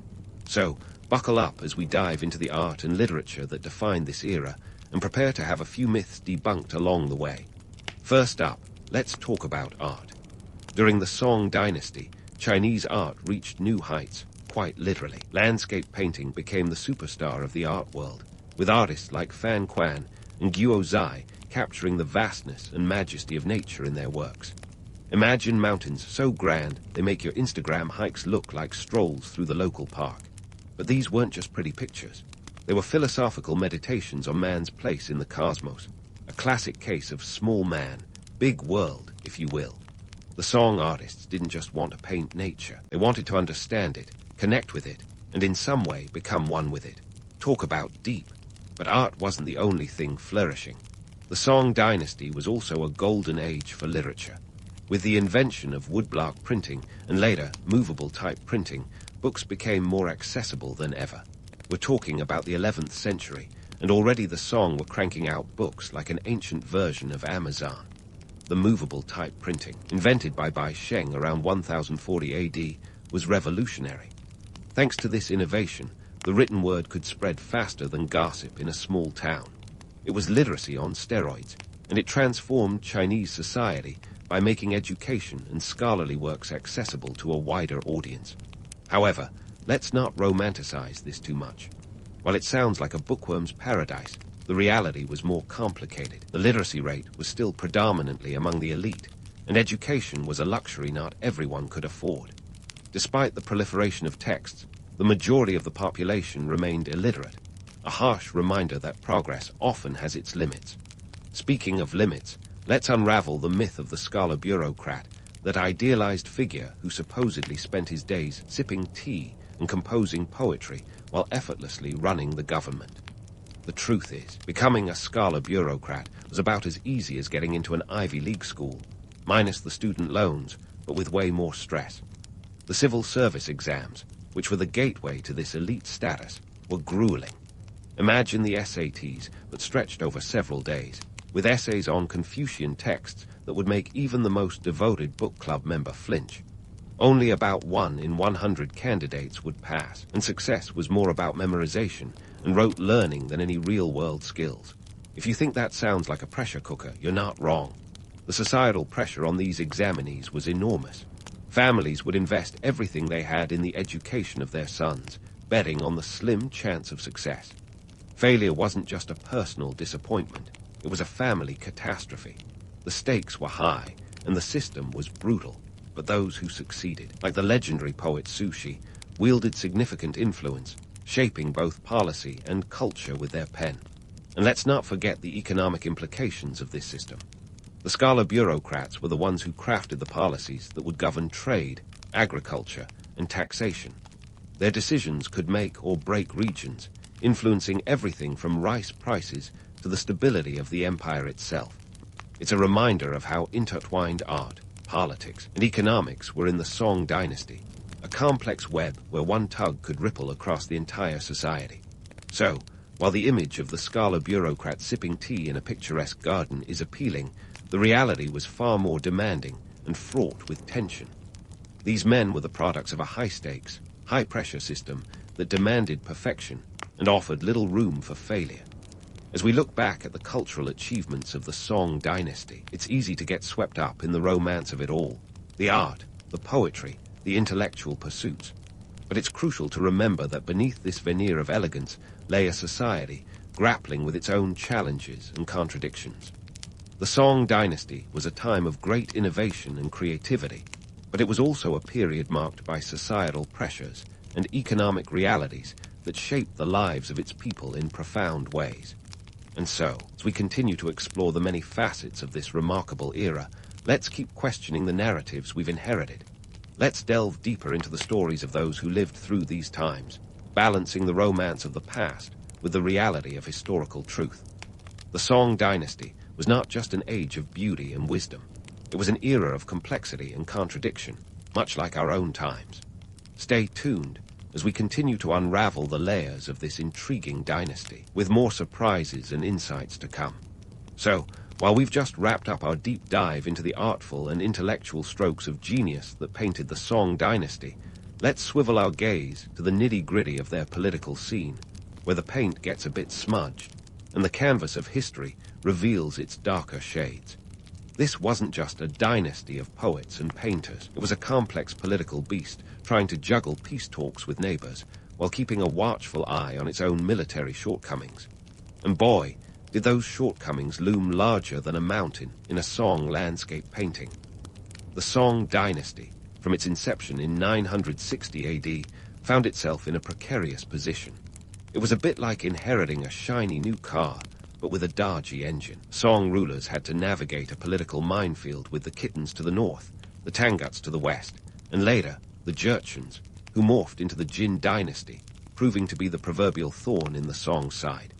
The diplomatic efforts of the Song were akin to trying to placate a room full of cats, each with their own agenda, and none too pleased about sharing space. Let's talk numbers. In 1004 AD, the Song signed the Chanyuan Treaty with the Khitan Liao dynasty, which cost them an annual tribute of 200,000 bolts of silk and 100,000 ounces of silver. Ouch. That's like paying a yearly subscription to avoid a punch in the face, and it was a significant drain on the Song treasury. But in a classic case of choose your battles, the Song decided that paying off the Kittens was cheaper than prolonged warfare. This was the era's version of good fences make good neighbors, just with silk and silver instead of picket fences. Fast forward to the early 12th century, and the Song's diplomatic juggling act became even more complicated with the rise of the Jurchens. The Jurchens, initially allies against the Kittens, soon became a bigger threat. Enter the Jin-Song Wars, a series of conflicts that spanned from 1125 to 1142, which were less of a noble saga and more of a cautionary tale about the perils of underestimating your allies. The Jurchens were like that friend who helps you move a couch and then decides to keep your flat-screen TV. They turned on the Song, capturing the capital, Kaifeng, in 1127 and forcing the dynasty to relocate south, hence the start of the Southern Song period. Now, let's tackle the myth of Song pacifism. There's this quaint notion that the Song were peace-loving bureaucrats who shunned military might for civil governance. But the reality is a bit less zen. The Song were no strangers to war. They just weren't very good at it. Their military was often criticized for being more concerned with courtly intrigue than battlefield strategy. The Song army was like a well-dressed peacock, impressive at first glance, but not quite prepared for a hawk's attack. They relied heavily on outdated tactics and were often outmaneuvered by more agile foes. And here's where the strategic blunders come into play. The Song invested heavily in a large standing army, with numbers reaching around 25 million troops at one point. That's a lot of armor to polish, but numbers alone don't win wars, my friends.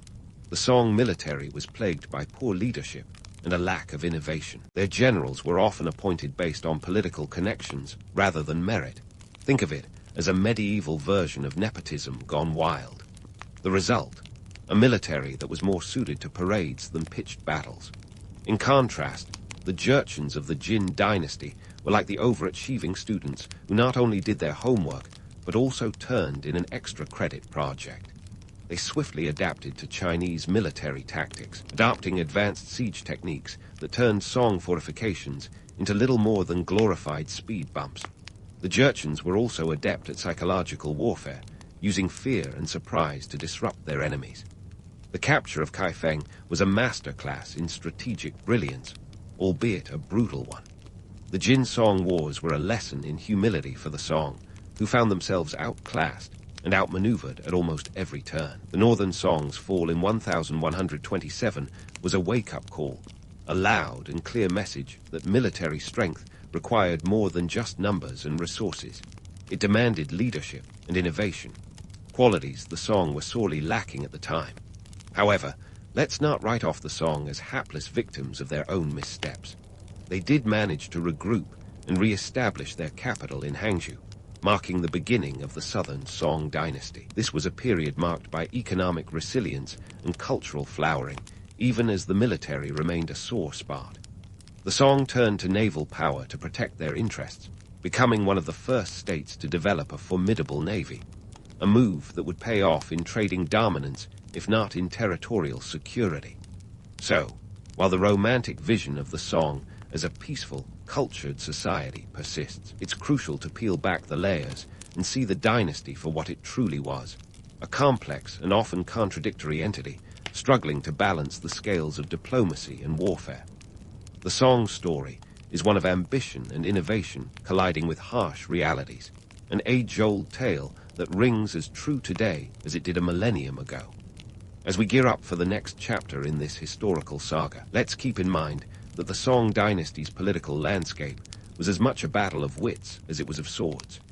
With alliances as fragile as ancient porcelain and enemies as tenacious as a hungry tiger, the Song navigated their treacherous world with a mix of cunning, compromise, and occasionally pure desperation.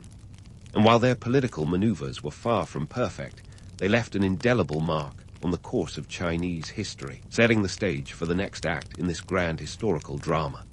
Stay tuned, because the curtain has only just risen on the Song dynasty's complex legacy.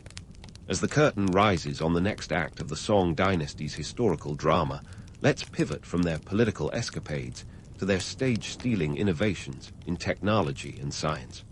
The Song dynasty wasn't just dabbling in poetry and painting. They were cranking out inventions that would make even today's Silicon Valley perk up and take notes. First off, the magnetic compass. Yes, that little gadget that keeps you from getting lost on a nature hike was a Song dynasty brainchild.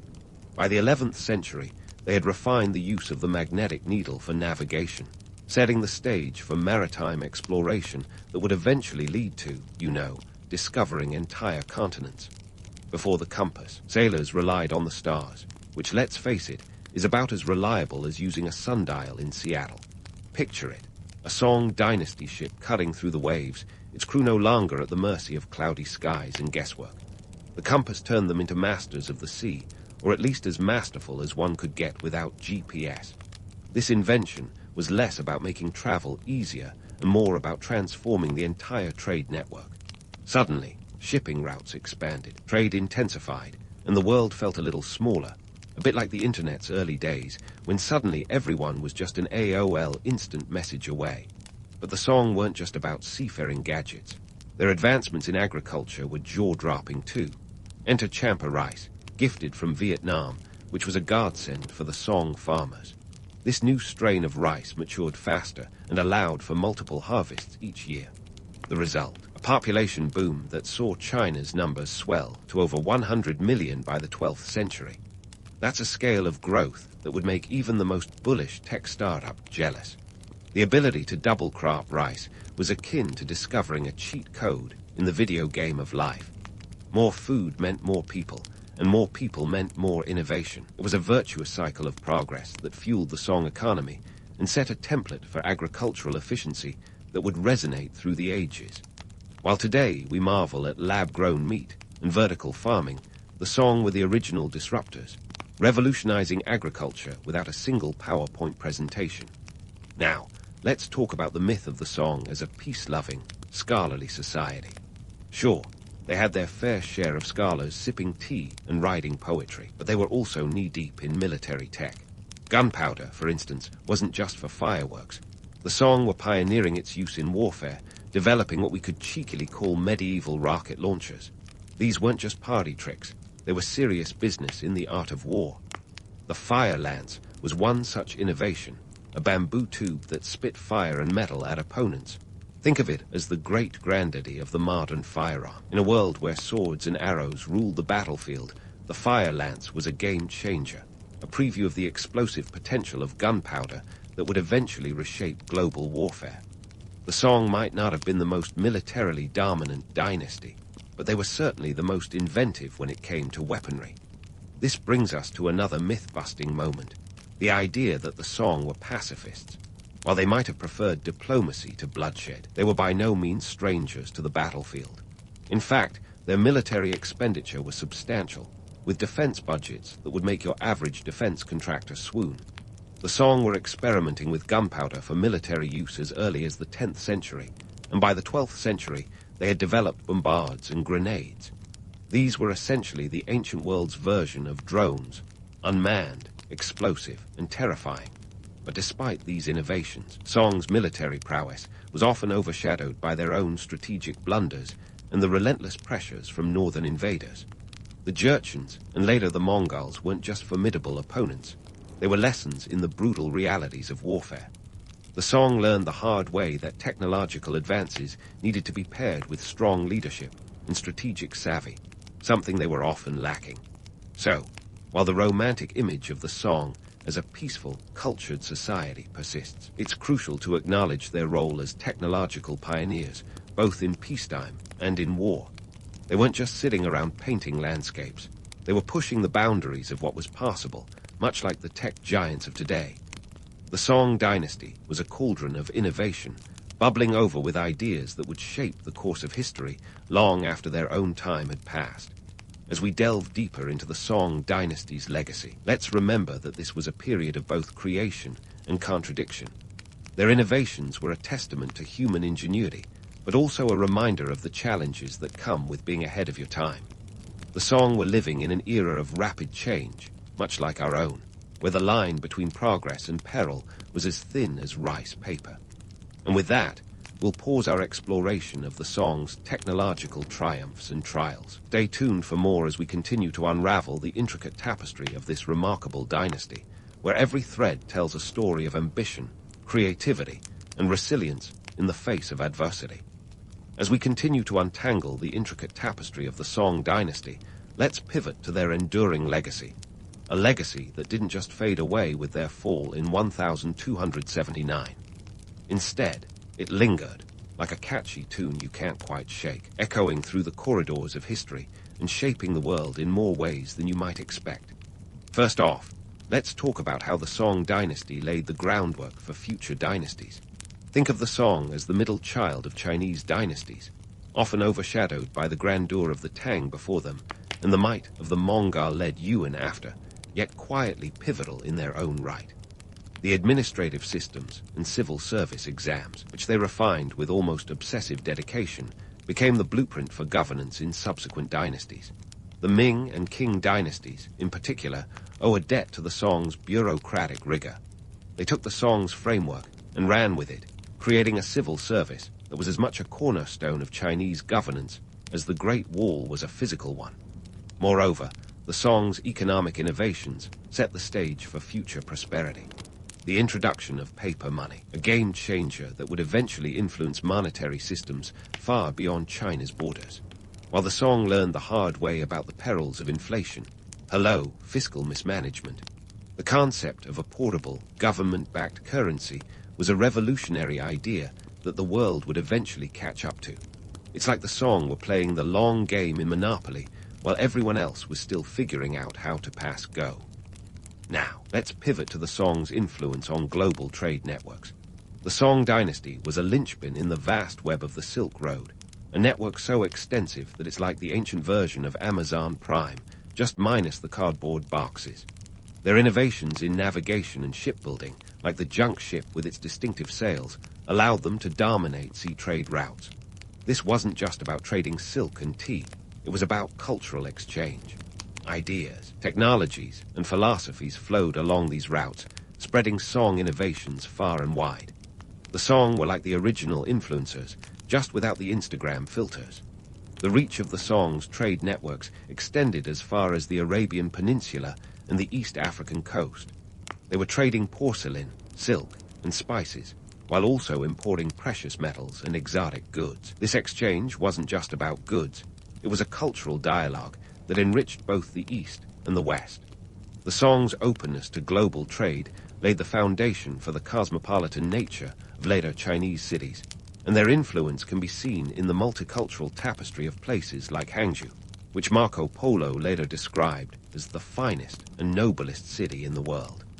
As we dissect the legacy of the Song, it's crucial to acknowledge the blend of romance and reality that defines their narrative.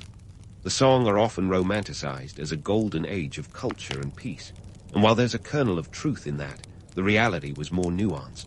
Sure, they had their poets and painters, their scholars and scientists, but they were also a society grappling with constant threats from the north, economic challenges, and internal strife. The Song were like the ultimate multitaskers, balancing art and war, innovation and tradition. The romantic image of the Song dynasty often glosses over their military failures and political missteps. But those missteps are part of what makes their story so compelling. They are a testament to human resilience and the persistent quest for progress, even in the face of adversity. The Song tried, failed, and tried again, a cycle that feels incredibly modern, almost as if they were living a 1,000-year-old version of Silicon Valley's fail fast, fail often mantra. And let's not forget the cultural impact of the Song. Their advancements in art, literature, and philosophy have left an indelible mark on Chinese culture. The Song's embrace of Neo-Confucianism, which blended Confucian, Buddhist, and Taoist thought, provided a philosophical foundation that would endure for centuries. This was a time of intellectual ferment that rivaled the European Renaissance, a comparison that feels apt when you consider the sheer breadth of their achievements. As we wrap up our journey through the Song dynasty, let's take a moment to appreciate the complexity of their legacy. They were a dynasty of contradictions, a period of both splendor and struggle, innovation and ineptitude. The Song story is a reminder that history is never black and white. It's a tapestry of shades and hues, where romance and reality intermingle in a dance as old as time. In the end, the Song dynasty's legacy is one of inspiration, a testament to human ingenuity and the enduring power of ideas. They were a society that dared to dream, to innovate, and to push the boundaries of what was possible. And while their time on the stage of history was cut short, their influence echoes on, a symphony of ambition and achievement that continues to resonate through the ages. So, as you drift off to sleep, letting these tales of ancient innovation and intrigue swirl through your mind, remember that the Song dynasty, with all its flaws and feats, is a part of the grand story of humanity, a story that's still being written, one chapter at a time. And who knows, maybe tomorrow's history makers will take a page from the Song's book, daring to dream and innovate in ways we can't yet imagine. If you ever thought sand and gold couldn't be best friends, the Kingdom of Ghana would like a word. Nestled comfortably between the Sahara's oppressive stretches and the lush, resource-rich lands to the south, ancient Ghana wasn't just a random dart on a map. It was a strategic powerhouse, an intersection of wealth and cultural exchange, and yes, a trading giant before it was cool. Now, before we dive into the glistening heaps of gold and the trade routes that turned Ghana into a medieval Amazon, calm, let's start with the basics. Location, location, location. Modern-day Ghana has little to do with the kingdom we're talking about, which was actually situated further up north in what's now southeastern Mauritania and western Mali. This kingdom hit the jackpot, strategically speaking, sitting right between two very important zones, the arid Sahara to the north and the verdant, resource-laden territories to the south. This wasn't just good fortune. This was Mother Nature gifting Ghana a prime seat at the crossroads of necessity and luxury. The Sahara Desert, that vast, sandy expanse, might look like a sunburn waiting to happen, but it was more like a giant golden highway for traders. Camels, yes, those humpy creatures, were the semis of the ancient world, hauling goods across the blistering landscape. And what were they hauling? Salt. Mounds of it. Back then, salt wasn't just a condiment for your fries. It was a preservative, a currency, and sometimes even a status symbol. On the flip side, the southern regions were bursting with gold. So, picture this. Salt heading south, gold heading north, and right in the middle, Ghana, cashing in on the tolls like a savvy bridge operator. But here's where we need to set the record straight. The Kingdom of Ghana wasn't some mythic El Dorado that sprang up overnight, dripping with gold and mystery. It didn't start because someone stumbled upon a treasure chest in the sand. Early Ghana developed as a confederation of Saaning-speaking tribes, gradually evolving from a collection of chiefdoms into a centralized kingdom. It wasn't King Midas touching everything into gold. It was more like a group of shrewd leaders realizing they sat on a potential economic gold mine, or more accurately, a gold and salt mine. Ghana's rise was as much about brains as it was about brawn, or bronze rather, but we'll get to the weaponry later. The kingdom's leaders were adept at diplomacy and trade negotiations. They understood the power of alliances and knew when to flex military muscle or when to simply let commerce do the talking. What's worth noting is that Ghana never fully controlled the gold fields themselves. Instead, they set up shop as the middleman, the intermediary who knew both sides of the market. Traders from the north and south came to Ghana to exchange their goods, creating a bustling market scene that would make even the most seasoned Wall Street traders envious. And about those trading networks, Ghana was like the internet of its day, connecting far-flung places in a web of commerce and communication. Arab merchants, Berber traders, and West African locals all mingled in the bustling trading centers of Kumbai Sale and other cities, exchanging not just goods, but ideas, languages, and even religions. This wasn't just a marketplace. It was a melting pot of cultures, a medieval version of a globalized world. So, while the romanticized tales of Ghana's riches often paint a picture of a kingdom where gold flowed like water, the reality was a bit more complex and infinitely more fascinating. Ghana's wealth wasn't just about what they had. It was about who they knew, where they were, and how they leveraged their unique position. They didn't just trade goods. They traded influence, ideas, and power. And in doing so, they carved out a legacy that still captures our imagination today, even as we strip away the layers of myth to reveal the gritty, golden truth underneath. So, while the romanticized tales of Ghana's riches often paint a picture of a kingdom where gold flowed like water, the reality was a bit more complex and infinitely more fascinating. Ghana's wealth wasn't just about what they had. It was about who they knew, where they were, and how they leveraged their unique position. They didn't just trade goods. They traded influence, ideas, and power. And in doing so, they carved out a legacy that still captures our imagination today, even as we strip away the layers of myth to reveal the gritty, golden truth underneath. Now, let's hop onto those camel caravans and take a ride across the scorching sands of the Sahara. These caravans weren't just a few camels casually strolling through the desert like a Sunday walk in the park. We're talking hundreds of camels, each carrying up to 500 pounds of goods. That's a combined weight that could rival a modern-day freight train. These beasts of burden were the lifeline of the trans-Saharan trade routes, connecting West Africa with the Mediterranean world. The routes weren't just about gold and salt, although those were the headliners. They were about a whole smorgasbord of goods. Picture ivory, cola nuts, and slaves heading north, while textiles, beads, and metal goods traveled south. The Kingdom of Ghana was like the ultimate toll booth operator.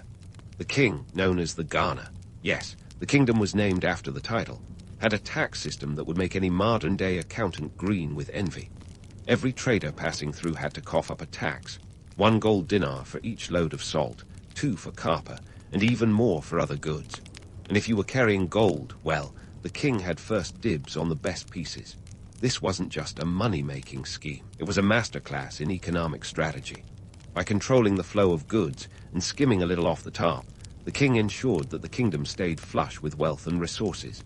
But it wasn't all about cold, hard cash. The economic structure of ancient Ghana was as sophisticated as it was ruthless.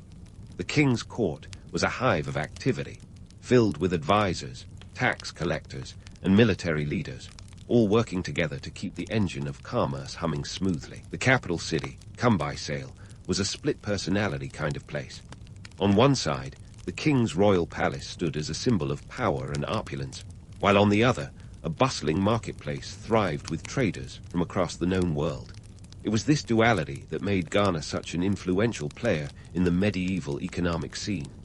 Now, let's bust a myth that often gets tossed around like a hot potato. The idea that Ghana was sitting on endless piles of gold is like believing that every pirate had a secret treasure map with an X marking the spot. Sure, there was a lot of gold, but it wasn't mined in Ghana proper. The actual gold fields were located further south, in what's now modern-day Mali and Guinea. Ghana's leaders were smart enough to capitalize on this, acting as the middlemen who facilitated the exchange between gold producers and buyers from far and wide. And let's not forget the human element in all this. The traders who braved the harsh conditions of the Sahara weren't just in it for the riches. They were cultural ambassadors of sorts, bringing with them not just goods, but new ideas, languages, and sometimes even religions. Islam, for instance, found its way into West Africa through these trade routes, carried by Arab and Berber merchants who saw the commercial potential of converting local leaders. This wasn't just trade, it was a catalyst for cultural transformation, a medieval version of globalization that reshaped the social and political landscape of the region. In essence, the Kingdom of Ghana was a masterclass in how to play the long game. They didn't just rely on the gold and salt that passed through their borders. They built a robust economic system that could withstand the test of time. By understanding the dynamics of supply and demand, leveraging their strategic location, and maintaining a tight grip on trade routes, they created a legacy of wealth and influence that echoed far beyond their own borders. And while the myths may paint a picture of a golden utopia, the reality was a testament to human ingenuity, resilience, and the timeless quest for prosperity. Of course, all this trade wasn't without its risks. Caravans had to contend with bandits, harsh weather, and the ever-present threat of political upheaval. Yet, despite these challenges, the trade routes thrived, a testament to the indomitable spirit of those who dared to traverse them. Ghana's ability to adapt and thrive in such an environment is a lesson in the resilience of the human spirit and the power of strategic thinking. It's a story that continues to inspire, reminding us that even in the harshest of climates, opportunity can flourish with the right mix of grit, wit, and a little bit of luck. And now, we find ourselves at the heart of the Kingdom of Ghana, where the political and social machinery kept the gears of this trading powerhouse well-oiled and humming. If you thought the Sahara caravan was impressive, wait until you hear about the inner workings of the kingdom's government, a setup that could rival any modern state in its complexity and efficiency. First things first, let's talk about the man at the top, the king, or as he was known, the Ghana. Unlike the celebrity monarchs of medieval Europe, who paraded around in bejeweled crowns and velvet robes, the Ghana was more of a behind-the-scenes operator. Think less about grandiose castles, and more about a boardroom titan quietly pulling strings. He had the final say in matters of trade, diplomacy, and military affairs, yet his power was far from absolute. The king's authority was a finely tuned balancing act between centralized command and the autonomy of local chiefs. The real kicker: the king didn't even reside in Kumbai Sale, the bustling capital. Instead, he ruled from a separate town, probably to keep an eye on things without getting too caught up in the daily grind. This separation of the royal seat from the commercial hub was a genius move, a bit like having your office away from the chaos of the sales floor, where you can strategize without constant interruptions. Now, you might be wondering how the Ghana managed to keep the whole show running without micromanaging every little detail. Enter the local chiefs and governors, the unsung heroes of the kingdom's administrative framework. These leaders were like the regional managers of a sprawling corporation, tasked with maintaining order, collecting taxes, and ensuring that the king's decrees were followed. They wielded considerable power in their own right, and while they had to answer to the Ghana, they also enjoyed a fair amount of independence. This decentralized approach allowed the kingdom to thrive, as local leaders could address the unique needs of their territories without waiting for instructions from the top. The Ghana's power wasn't just about trade routes and tax collection, though. The military also played a crucial role in maintaining order and protecting the kingdom's interests. The army was a well-organized force, with iron weapons and armor that set them apart from many of their rivals. They were the muscle behind the king's decisions, ready to defend the kingdom's borders or quell any internal unrest. But here's the twist. Despite their military prowess, the kings of Ghana were more inclined to use diplomacy and trade as tools of influence, reserving force for when it was absolutely necessary. Talk about knowing when to hold them and when to fold them. Now, let's not get swept away by the grandeur of it all. Behind the glittering facade of power and wealth, there were also cracks in the kingdom's foundation. The legendary tales of Ghana's rulers often paint them as larger-than-life figures, almost godlike in their wisdom and might. But historical reality tells a slightly different story. While the Ghana was undoubtedly influential, his power was constantly tested by ambitious nobles and neighboring states eager to chip away at his authority. In fact, the success of the kingdom hinged on a delicate balance between cooperation and competition among its various factions. The Ghana had to be a master negotiator, adept at juggling the interests of his own court, the local chiefs, and the foreign merchants who flocked to his lands. Maintaining this balance was a bit like walking a tightrope over a pit of hungry lions. One misstep, and you could find yourself in hot water, or worse, out of a job. Let's not forget the economic realities that underpinned the kingdom's political structure. The prosperity of Ghana was intimately tied to the ebb and flow of trade, and any disruption to this delicate ecosystem could have far-reaching consequences. A drought in the south, a rebellion in the north, or a shift in trade routes could send ripples through the kingdom, testing the resilience of its leadership. So, what kept this intricate system from collapsing under the weight of its own complexity? The answer lies in the adaptability of Ghana's rulers and their ability to evolve with changing circumstances. They were like expert surfers, riding the waves of economic and political change with a deftness that kept them afloat even when the waters got choppy. This adaptability was the kingdom's not-so-secret weapon, a testament to the ingenuity and foresight of its leaders. Of course, the romantic notion of an all-powerful king commanding his subjects with divine authority has its appeal. But the reality of Ghana's political landscape was far more nuanced and, frankly, more interesting. It was a world of alliances and rivalries, where power was as much about negotiation as it was about domination. The Ghana wasn't a solitary figure atop a throne of gold.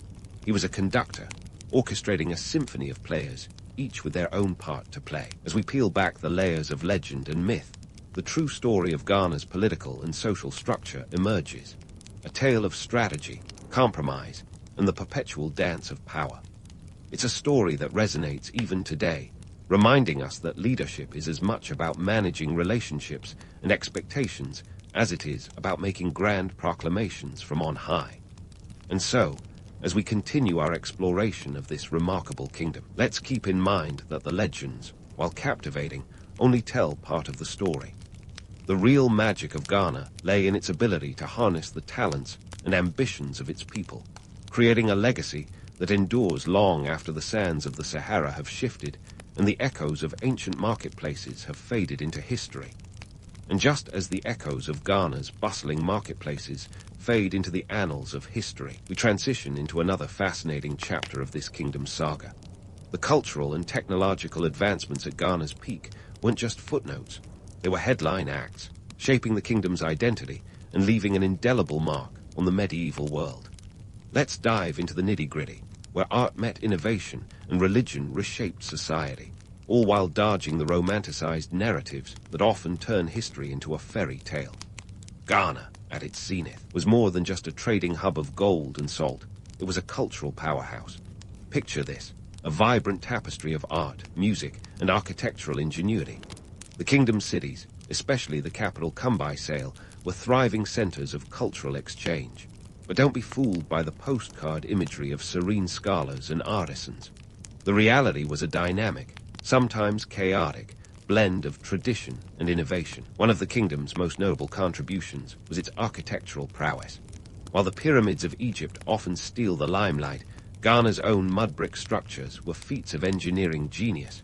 These buildings weren't just functional, they were statements of power and prestige. The royal palace in Kumbai was a sprawling complex that showcased the kingdom's wealth and sophistication. It was more than a residence. It was a microcosm of the kingdom's social hierarchy, with spaces dedicated to diplomacy, governance, and of course, the king's personal quarters. But architecture wasn't the only domain where Ghana shone. The kingdom was a melting pot of musical traditions, with griots, West African poets and musicians, serving as both entertainers and historians. These skilled narrators preserved the kingdom's history through oral storytelling, weaving tales of heroism, tragedy, and triumph. Their instruments, such as the kora, a 21-string lute bridge harp, filled the air with melodies that echoed the kingdom's vibrancy. It was a sonic reminder that culture and history were intertwined, each note a testament to Ghana's complex legacy. Now, let's address a myth that stuck like gum on the shoe of history. The idea that Ghana was a cultural backwater until Arab traders arrived. In reality, the kingdom was already a hub of innovation long before Islam's influence took hold. Take ironworking, for instance. Ghana's smiths were the medieval equivalent of Silicon Valley engineers, crafting tools and weapons that gave the kingdom a technological edge. The introduction of iron not only boosted agricultural productivity, but also enhanced military capabilities, helping the kingdom maintain its regional dominance. Speaking of Islam, its arrival in Ghana is a tale of cultural convergence rather than conquest. Arab merchants and Berber traders brought more than just goods. They brought a new faith that gradually found its way into the hearts and minds of the kingdom's elite. Islam's appeal lay in its intellectual and commercial benefits. The religion offered a shared language of trade, Arabic, and access to vast networks of Muslim merchants. For Ghana's rulers, embracing Islam was a savvy business move, akin to learning the lingo of Wall Street to seal the best deals. Yet, the spread of Islam was no overnight sensation.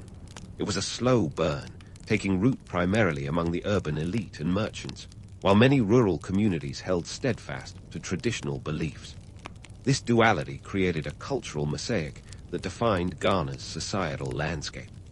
The kings of Ghana adopted a pragmatic approach, integrating Islamic practices into governance while allowing traditional religions to flourish. It was a balancing act worthy of a high-wire artist, embracing the new without discarding the old. But let's not sugarcoat it. The integration of Islam also brought its share of challenges. The rise of Islamic law and scholarship introduced new dynamics into the kingdom's legal and educational systems, sparking debates that would rival any modern-day political discourse. It wasn't just about theology. It was about maintaining social cohesion in a kingdom where diversity was both a strength and a potential fault line. As we delve deeper into Ghana's interactions with its neighbors, it's clear that the kingdom was no isolated island. It was a key player in the West African theater, engaging in diplomacy with neighboring states like the Mali and Songhai empires. These interactions were a mix of cooperation and competition, with alliances formed and broken as easily as a camel's stride across the desert. Ghana's ability to navigate these relationships was a testament to its diplomatic acumen, a lesson in realpolitik long before the term was even coined. And then there's the perception of Ghana from the outside, the way external narratives have shaped its historical image. The accounts of Arab scholars like al-Bakri and al-Idrisi are invaluable yet tinged with the exoticism that often colors outsider perspectives. To them, Ghana was a land of untold riches, a place where gold dusted the streets like pollen in spring. While these tales captivate the imagination, they often gloss over the complexities of Ghana's social and economic realities. The romanticized vision of Ghana as an African El Dorado is as enticing as it is misleading. Yes, there was wealth, but it was the result of strategic genius, not just the whims of fortune. The kingdom's prosperity was built on the backs of its people, traders, artisans, and laborers, who toiled under the hot sun to keep the economic wheels turning. It was a society where class divisions were palpable, where the opulence of the elite stood in stark contrast to the modest lives of common folk. As we strip away the layers of myth, we uncover a Ghana that was as gritty as it was glamorous. It was a kingdom of contradictions, where technological advancements coexisted with age-old traditions, where external influences were both embraced and resisted. The narrative of Ghana is not a simple tale of rise and fall. It's a complex story of adaptation, resilience, and the relentless pursuit of prosperity. And so, as we continue to unpack the legacy of this remarkable kingdom, let's remember that history is never a single story. It's a chorus of voices, each adding depth and nuance to the tapestry of the past. Ghana's story is one of many threads in the vibrant fabric of African history, a reminder that the past is as diverse and dynamic as the people who lived it. Stay tuned as we delve deeper into the final chapters of Ghana's history, where the echoes of its legacy reverberate across time and space. As we delve into the final chapters of Ghana's storied past, it's time to shed light on the factors that led to its decline. A tale as much about the unraveling of a complex tapestry as it is about the shifting sands of power. While Ghana was a powerhouse of trade and culture, even the most robust kingdoms have their Achilles heel, and Ghana's was a mix of internal strains and external pressures that would eventually tip the scales. Let's start with the elephant, or perhaps the camel, in the room: resource depletion. Like all stories of economic boomtowns, Ghana's wealth had its limits. The kingdom's prosperity was quite literally built on gold. However, the gold wasn't an infinite fountain of bling. As the demand for gold soared, the kingdom found itself in a classic case of too much of a good thing leading to scarcity. The gold fields to the south, which Ghana didn't directly control, were getting overworked. Think of it like a coffee addict discovering their stash dwindling. Panic sets in, and the once steady flow becomes a trickle. But it wasn't just about the shiny stuff. The kingdom also banked on the salt trade. Salt was the medieval equivalent of oil, highly prized, highly traded, and highly taxed. Yet the tolls and taxes that once lined the coffers began to wither as new trade routes emerged. Enter the Almoravids, a rising power from the north. These Berber Muslims were not just traders, but also warriors with a mission to spread Islam through any means necessary, including swords. In the mid-11th century, they pushed southward, coveting Ghana's prized position and wealth. The Almoravid invasion of 1076 was a game-changer. They didn't just come for the trade routes, they brought religious fervor and a new political order. Yet, it's a bit too simplistic to blame the Almoravids alone for Ghana's decline.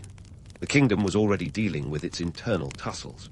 The centralized power of the king was challenged by vassal states and local chiefs who were getting a tad too comfortable with their autonomy. It's like a CEO realizing his regional managers are running their own mini-empires. The cohesion that once held the kingdom together was fracturing, and the political discord made it difficult to mount a unified defense against external threats. Adding to the mix was the climate, Mother Nature's not-so-subtle way of reminding us who's boss. The Sahel region experienced periods of drought, making agriculture, a lifeline for any society, more challenging. With the land less bountiful, fewer resources were available to sustain the population and army. This environmental strain meant that Ghana couldn't just rely on its traditional economic strategies to keep the wheels turning. In the end, the Kingdom of Ghana found itself caught in a perfect storm of dwindling resources, political fragmentation, and external aggression. By the late 13th century, the once great kingdom had faded into the pages of history, leaving behind only whispers of its former glory. But here's the kicker. While Ghana may have vanished from the map, its influence was far from erased. The kingdom had laid the groundwork for future West African empires, such as Mali and Songhai, which would rise to fill the power vacuum. The legacy of Ghana is one of enduring fascination. It wasn't just about gold and salt, but about the ingenuity in leveraging geographic location and economic prowess to become a beacon of trade and culture. Ghana's story is a reminder that even in the face of insurmountable odds, the human spirit finds ways to adapt, innovate, and most importantly, leave a mark on history. As we wrap up our journey through the sands of time, let's reflect on why Ghana's story continues to capture our imagination. Part of it is the romantic allure of a lost kingdom, an African El Dorado that once glittered in the harsh desert sun. But more than that, it's a testament to human enterprise, the idea that a disparate collection of tribes could come together to create something greater than the sum of its parts. The myths that surround Ghana might embellish the truth, but they also speak to our eternal fascination with stories of rise and fall, of empires built and lost. So why does Ghana still matter today? Because it's a lens through which we can view the complex interplay of geography, economy, and culture that shape civilizations. It's a reminder that beneath every legend lies a reality that's just as compelling, if not more so. Ghana was not just a kingdom. It was a crucible of ideas, a melting pot of cultures, and a testament to the resilience of human ambition. It stands as a symbol of Africa's rich history, a history often overshadowed by the narratives of outsiders, but no less vibrant for it. In peeling back the layers of myth and reality, we find a story that resonates with the universal human themes of ingenuity, adaptation, and the relentless pursuit of prosperity. As we close the book on Ghana, let's carry forward the lessons of its legacy, and remember that history is not just a collection of dates and events, but a living tapestry woven by the countless stories of those who came before us. And who knows, perhaps in the sands of time, there are still more stories waiting to be uncovered, more echoes of Ghana's golden legacy waiting to be heard. The deserts of 16th century India were not exactly the ideal playground for a future emperor. But then again, Akbar the Great was never one for the conventional. Born in 1542, Akbar didn't have the luxury of a silver spoon or even a stable crib. Instead, his early life was more of a nomadic adventure with a side of political chaos. His father, Humayun, was a man of dreams and visions, though not always of the practical kind. At the time of Akbar's birth, Humayun was on the run, having lost the Mughal throne to the wily Sher Shah Suri. Picture Akbar as a toddler, not toddling through a garden, but being carried through the dusty plains of Rajasthan with a royal retinue that was more road trip gang than imperial court. Akbar's early years were a masterclass in hide and seek, except the stakes were a tad higher than your usual backyard game. Instead of ducking behind a tree, the young prince was hidden in the arms of loyal nurses and courtiers, constantly moved from one safe haven to another. This was no ordinary childhood by any stretch, but it was the crucible that forged a future legend. The irony here is rich. An emperor celebrated for his wisdom and administrative acumen grew up without the formal education that was the hallmark of his status. Yes, while other young royals were learning to read and write under the tutelage of learned scholars, Akbar was learning survival skills from the best teacher of all, life on the run. Now, let's talk about the entourage that shaped the young prince. Imagine a cast of characters right out of a medieval sitcom. There was Behram Khan, the fierce and loyal guardian who wielded a sword like it was an extension of his arm. More than just a babysitter, Behram Khan was the ultimate mentor, a military genius who would later help Akbar reclaim the Mughal throne. Then we have Maham Anaga, Akbar's wet nurse and a formidable political figure in her own right. She was the matriarch who ensured that Akbar was not only fed, but also protected from the myriad dangers lurking in every shadow. And let's not forget Humayun himself, the dreamer dad who, despite his setbacks, instilled in Akbar the idea that the Mughal dynasty was destined for greatness, even if it meant reclaiming it from a tent. Akbar's early education was not about books or scrolls, but about people and places. He learned strategy from observing battles rather than reading about them. His lessons in diplomacy came from watching his father negotiate with allies and adversaries. These experiences were akin to an intense boot camp in realpolitik, equipping Akbar with a pragmatic approach to leadership. What's more, growing up amidst a diverse band of followers, Akbar was exposed to a melting pot of cultures, languages, and beliefs, setting the foundation for his future policy of religious tolerance. And how about this for a twist of fate? While Akbar was learning to navigate the complexities of Mughal politics from the back of a camel, his father was off having a less-than-stellar run in the opium business. Humayun, known for his less-than-conventional methods, once allegedly rolled down the stairs of his library while under the influence, a sober reminder that the line between genius and folly is often razor-thin.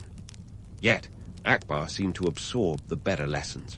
Resilience in the face of adversity, adaptability in the face of change, and perhaps most importantly, the ability to learn from the mistakes of those who came before him. The young prince's journey from fugitive to emperor wasn't just about dodging enemies. It was about understanding the vast, complex tapestry of the Indian subcontinent. Each stop on his itinerant childhood tour was a lesson in geography, human nature, and the subtle art of leadership. By the time Akbar ascended the throne at the tender age of 13, a precarious position for any teenager, let alone one with an empire to run, he was already an old hand at the Game of Thrones. His lack of formal education was no barrier. Rather, it was the unorthodox schooling that gave him an edge over his contemporaries. In summary, Akbar's early life was a whirlwind of uncertainty and adventure, an unorthodox upbringing that shaped an extraordinary ruler. While his peers might have been reciting poetry or mastering the art of calligraphy, Akbar was busy mastering the art of survival and leadership. And perhaps that's why history remembers him not just as a ruler, but as Akbar the Great, a testament to the fact that sometimes the best education is the one that life throws at you when you least expect it. So, Akbar takes the throne at 13. Just a kid with an empire-sized playset. Right. Wrong. In reality, the young emperor's new digs were more like a house of political cards, each one teetering on the edge of chaos. Imagine being handed the keys to a kingdom when you're barely old enough to drive a chariot. Talk about a trial by fire. Enter Behram Khan, the regent with a resume that could intimidate even the most seasoned power players. Behram wasn't just a mentor. He was the puppet master pulling the strings of the Mughal court. In fact, if Akbar's early reign were a movie, Behram would be the director, producer, and lead actor all rolled into one. The guy was a military genius. having led Akbar's forces to reclaim the throne at the Second Battle of Panipat in 1556. But let's not sugarcoat it. Behram had his own agenda, and it wasn't just to ensure Akbar's history classes included more than how not to lose an empire. While Behram was busy running the show, Akbar wasn't sitting idle, twiddling his imperial thumbs. No, sir. The young emperor was taking notes, observing the Machiavellian machinations from the sidelines. He knew that to become more than just a figurehead, he'd need to wrest control from Behram's iron grip. This wasn't just a lesson in leadership. It was a masterclass in the art of dodging bad advice and power plays, skills that any modern CEO could put to good use. And here's where Akbar's unique brand of authority comes in. Forget conventional methods. Akbar was all about making a splash. Take his legendary elephant taming episode, for example. Picture this: a rogue elephant rampaging through the palace grounds, causing chaos in its wake. While most would run for cover, Akbar decided that charm and a touch of bravado were the order of the day. So, what does he do? He harps on the beast's back and rides it into submission, proving to everyone that he was not just a kid playing emperor, but a ruler with courage to spare.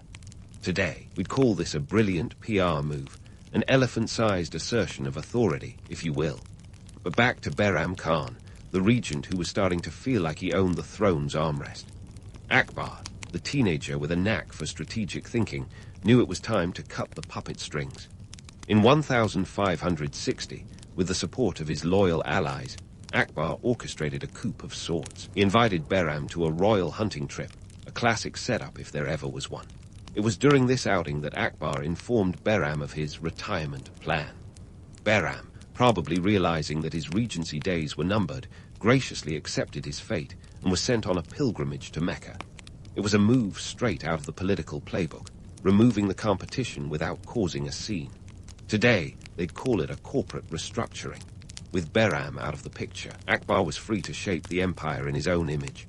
But let's not pretend it was all smooth sailing from there. The Mughal Empire was a mosaic of cultures, languages, and religions, each with its own set of challenges. Akbar understood that to keep such a diverse empire united, he needed policies as multifaceted as the people he ruled.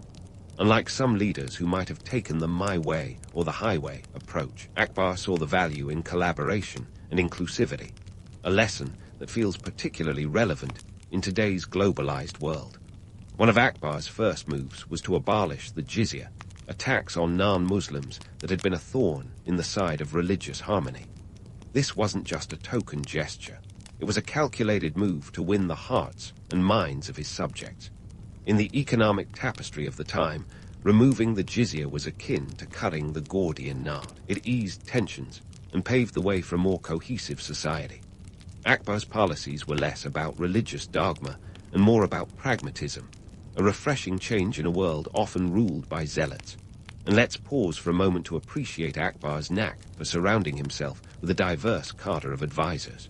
While some rulers preferred echo chambers filled with yes-men, Akbar opted for a council of voices that represented the empire's varied tapestry. This included Hindus, Muslims, Jains, and even Jesuits. It was a melting pot of ideas, a think tank before think tanks were even a thing. Imagine a medieval version of a modern board meeting where each advisor brought their own unique perspective to the table. This willingness to listen and adapt was one of Akbar's greatest strengths, and a key reason his reign is remembered as a golden age of the Mughal Empire. In addressing modern-day leadership, Akbar's story is a masterclass in the art of balancing power with empathy.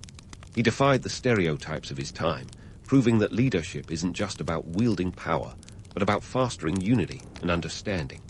His reign was characterized by a series of bold moves, each one a calculated step towards consolidating his empire and his legacy.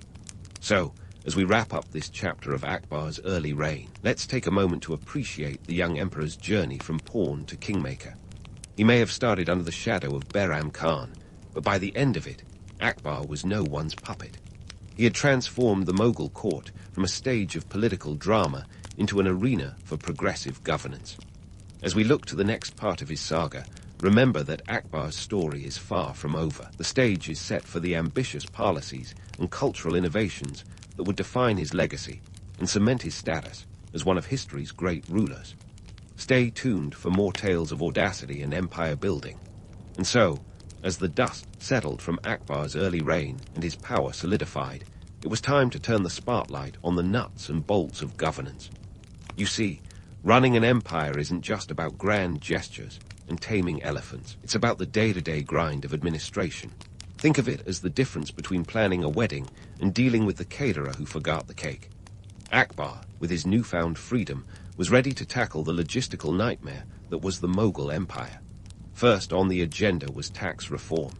Now, taxes have never been anyone's favorite topic, unless, of course, you're Tadar Mal, Akbar's finance minister, and the real MVP of this story. Tadar Mal was to taxes what Steve Jobs was to tech: innovative, relentless, and a little bit obsessive.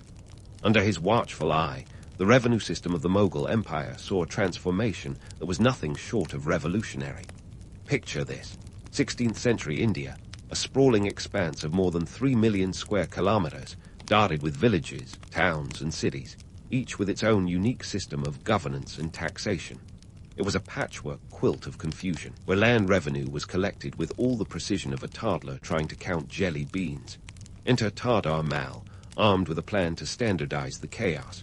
His first move, land measurement and classification. Sounds thrilling, right? But in a world where land was wealth, this was a game changer.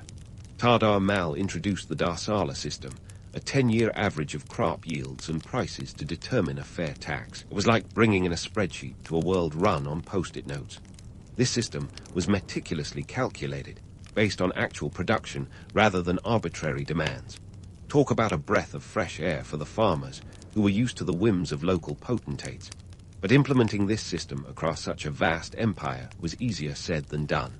Imagine trying to explain Excel to someone who's only ever used an abacus. There were surveys, audits, and more audits, Tadar Mal's version of a bureaucratic boot camp. And while the system wasn't perfect, it was a monumental step towards a more equitable society. For the first time, peasants had a semblance of predictability, knowing what was expected of them year after year. Of course, no good deed goes unpunished. The early years of implementation were rife with confusion and resistance. Picture local officials, accustomed to their own little fiefdoms, suddenly being asked to follow central guidelines. It was like herding cats, each one convinced they were the lion of their own jungle.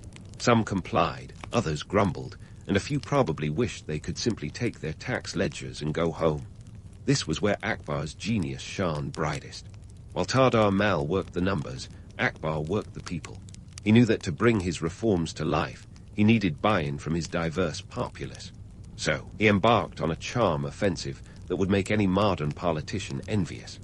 Akbar traveled extensively, meeting with local leaders, listening to their concerns, and most importantly, showing them that this was not just another imperial edict, but a shared vision for prosperity. Akbar's travels were not just PR stunts. They were strategic moves to understand the empire from the ground up. He was like a CEO who insists on knowing every detail of his company, from the boardroom to the mailroom. This approach paid dividends, literally and figuratively. Revenue increased, but so did trust in the administration. For Akbar, it was never just about filling the coffers. It was about building an empire that was as cohesive as it was vast. And let's not forget the human element in this grand scheme. The empire was a mosaic of cultures, languages, and religions, each adding its own hue to the Mughal palette. Akbar's administration had to navigate these complexities with the finesse of a tightrope walker. There were the Rajputs, the Marathas, the Afghans, and many others, each with their own set of loyalties and grievances. Akbar's genius lay in his ability to weave these threads into a fabric that was both strong and flexible. The creation of a central bureaucracy was a Herculean task, akin to building a ship while sailing it. Akbar's administration was a blend of merit and loyalty, a delicate balance that required constant adjustment. He brought in talent from all over the empire, ensuring that the administration was as diverse as the people it governed.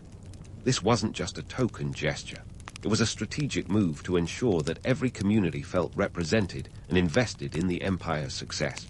But let's face it, bureaucracy is rarely glamorous. There were forms to fill, reports to write, and endless meetings that probably felt like they were going in circles. Yet under Akbar's leadership, this bureaucratic machinery began to hum, albeit with the occasional hiccup. There were moments of chaos, of course, the comedy of errors when new systems collided with old habits, like trying to fit a square peg into a round hole. Yet through it all, Akbar remained the calm at the center of the storm, steering his empire with a steady hand. In the end, Akbar's administrative reforms were not just about collecting taxes or creating a central government. They were about redefining what it meant to rule an empire. Akbar understood that power wasn't just about control. It was about creating a system that could sustain itself, a legacy that would endure long after he was gone. As we pause here in our tale, Akbar's story is still unfolding. His reforms were just the beginning, the foundation upon which he would build an empire that was as innovative as it was inclusive.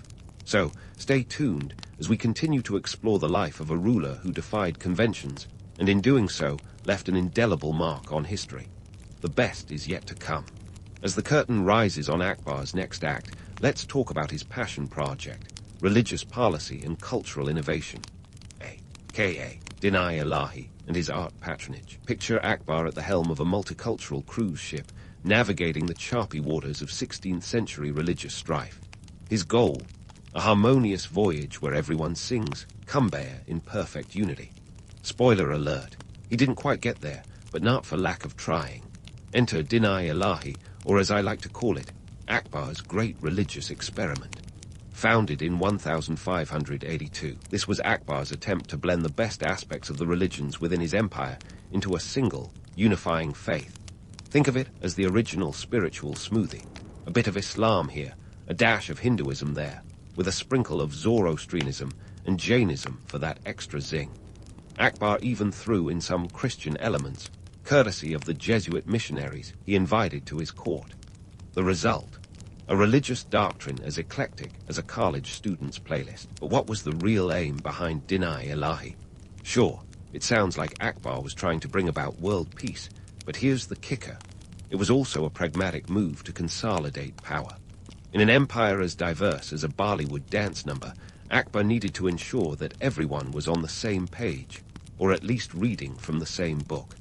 By promoting a religion that transcended traditional sects, Akbar hoped to forge a collective identity that would bind his subjects together. It was a clever strategy to preempt religious conflicts that could dismantle his empire quicker than you can say, holy war. Now, before we break out the applause, let's talk numbers. Despite its grand vision, Dynasty didn't exactly go viral. At its peak, it had a whopping 19 followers. Yes, you heard that right. 19. That's fewer than the people who will show up to your cousin's amateur DJ gig. This was no mass movement. It was more of a clique for Akbar's closest advisors and confidantes. Clearly, convincing millions to swap centuries-old beliefs for a newfangled spiritual cocktail was a bit trickier than anticipated. So, what went wrong? For starters, Dynasty was far too esoteric for the average subject. Imagine trying to explain quantum physics to someone used to measuring the world with a sundial. Plus, Akbar's empire was home to deeply rooted traditions that weren't about to be uprooted by imperial decree, no matter how benevolent. The religion was also heavily criticized by Orthodox Muslims, who saw it as an affront to their faith. In the end, Dynasty became more of a philosophical exercise than a practical faith, a testament to the complexity of unifying diverse peoples under a single banner. But Akbar's religious policies weren't all stumbles and misfires. Consider his abolition of the jizya tax on non-Muslims, a move that was both revolutionary and economically astute. By removing this financial burden, Akbar fostered goodwill among his Hindu subjects, which comprised the majority of his empire. It was akin to a modern tax cut.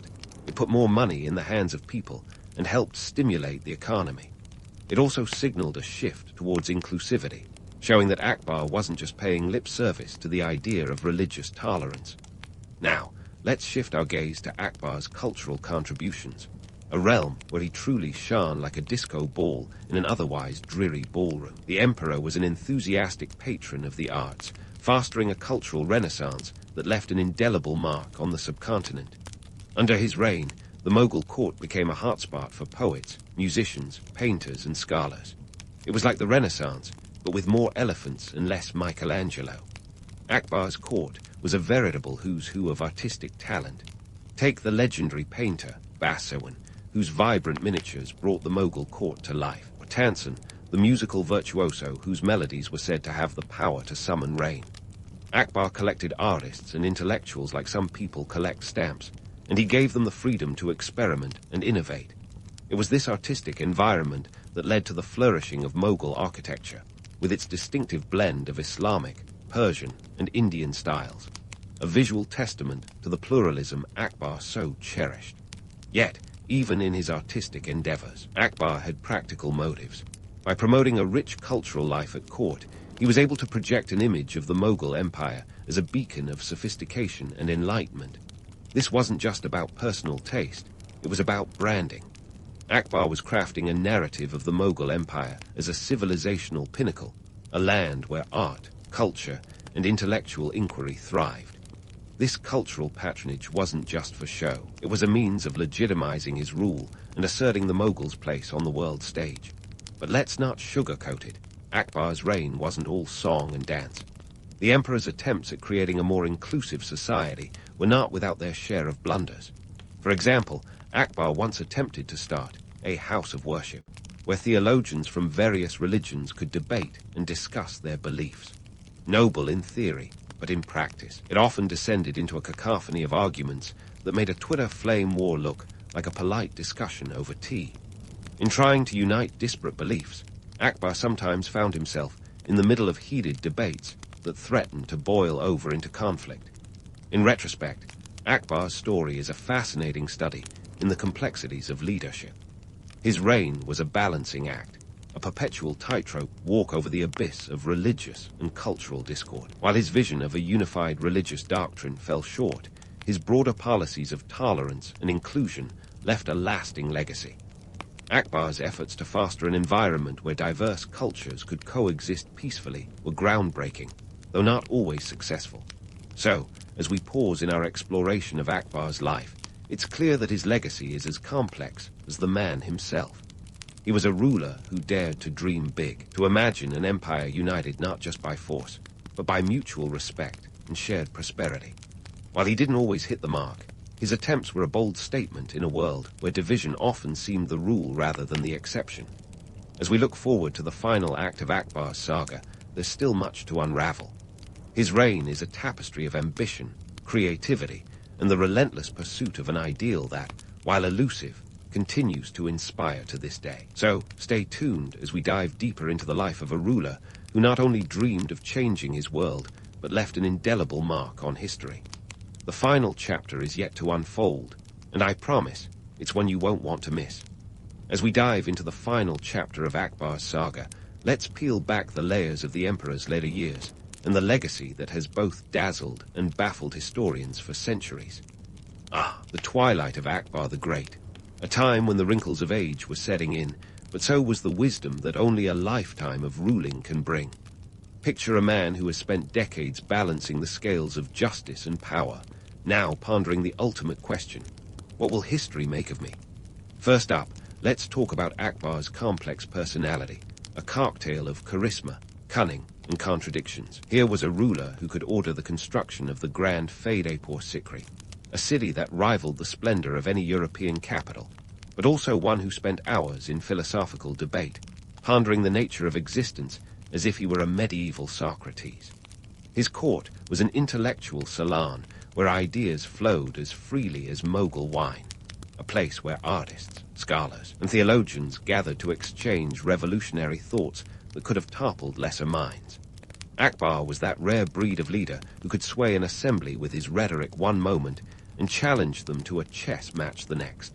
But let's not sugarcoat the reality. Akbar's empire was a colossal jigsaw puzzle of cultures and communities, each with its own set of demands and grievances. This was no small feat, folks. We're talking about a patchwork quilt of over 100 million people spread across more than 3 million square kilometers. That's like trying to keep peace in a rock band, except your drummer worships Vishnu, your bassist follows Allah, and your lead singer swears by Zoroaster. Akbar's genius lay in his ability to make each member of this sprawling ensemble feel like they had a front row seat at the concert of empire. Yet, beneath this veneer of unity lay the harsh realities of power. Let's be honest, Akbar's reign wasn't all about singing, "We are the world." There were rebellions to quash, dissenters to placate, and the ever-present threat of assassination lurking in the palace halls. He was a master of realpolitik, shifting alliances with the dexterity of a chess grandmaster. Consider his marriage alliances, over 30 in total, including queens from Hindu Rajput clans. These weren't just romantic escapades. They were strategic moves to cement alliances and secure loyalty.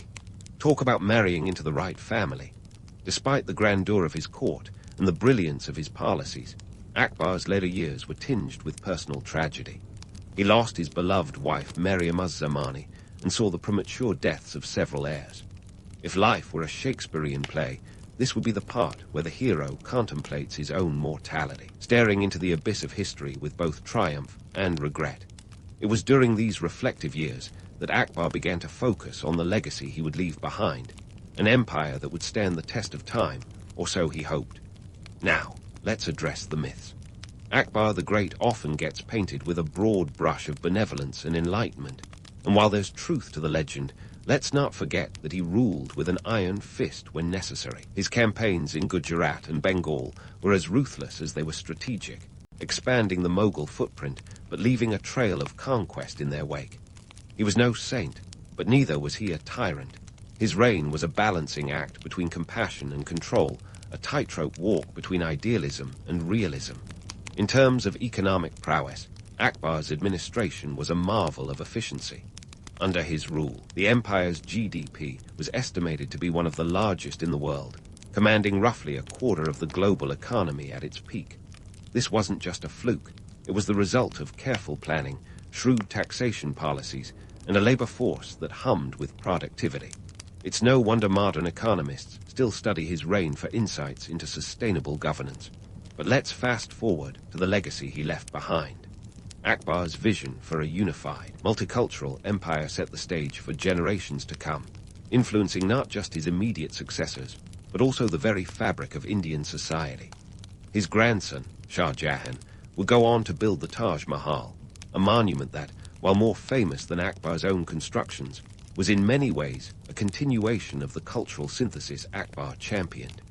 Yet, as with all legacies, time and perspective have a way of blurring the lines between fact and fiction. Speaking of blurred lines, how about the way history remembers Akbar today?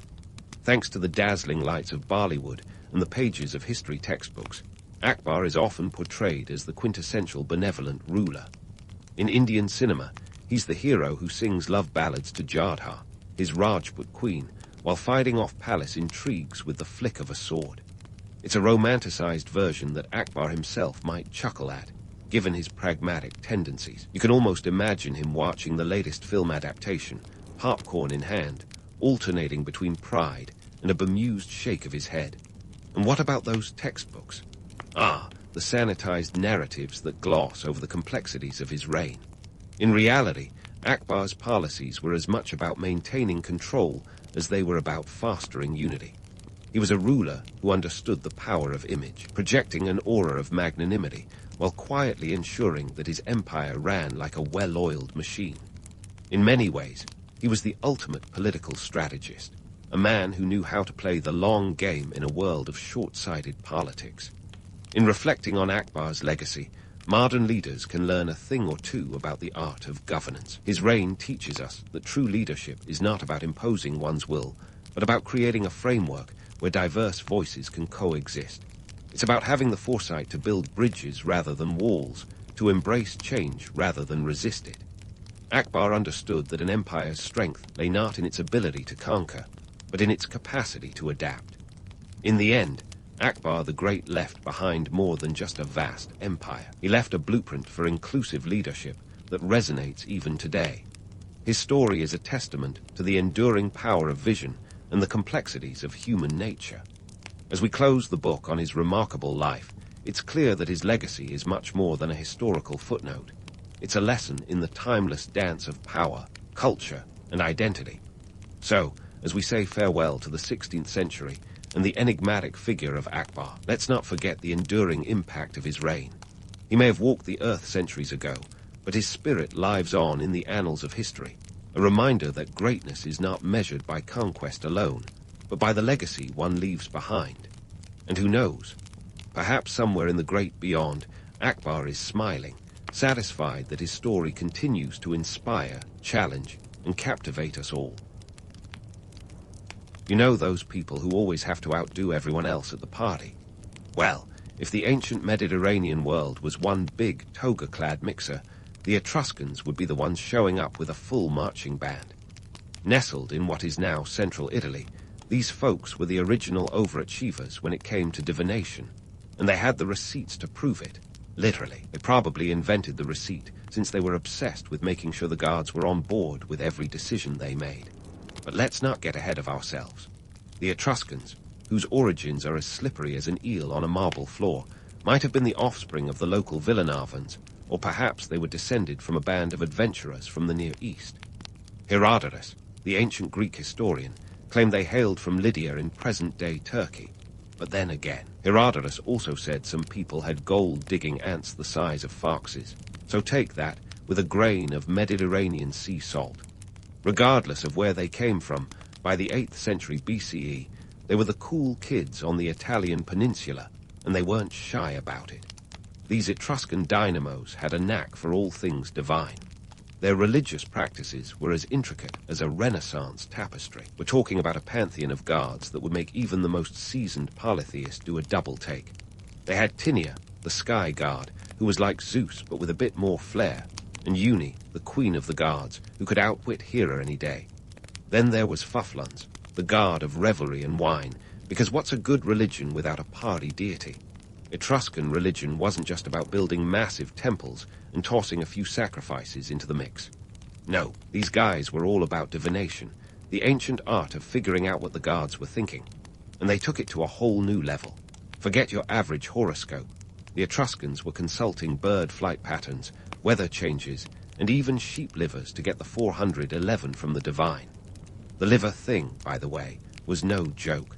They had bronze models of sheep livers with inscriptions marking where different gods lived, which they used as templates. You could say they were the OGs of liver mapping, long before Google Maps was a glimmer in anyone's eye.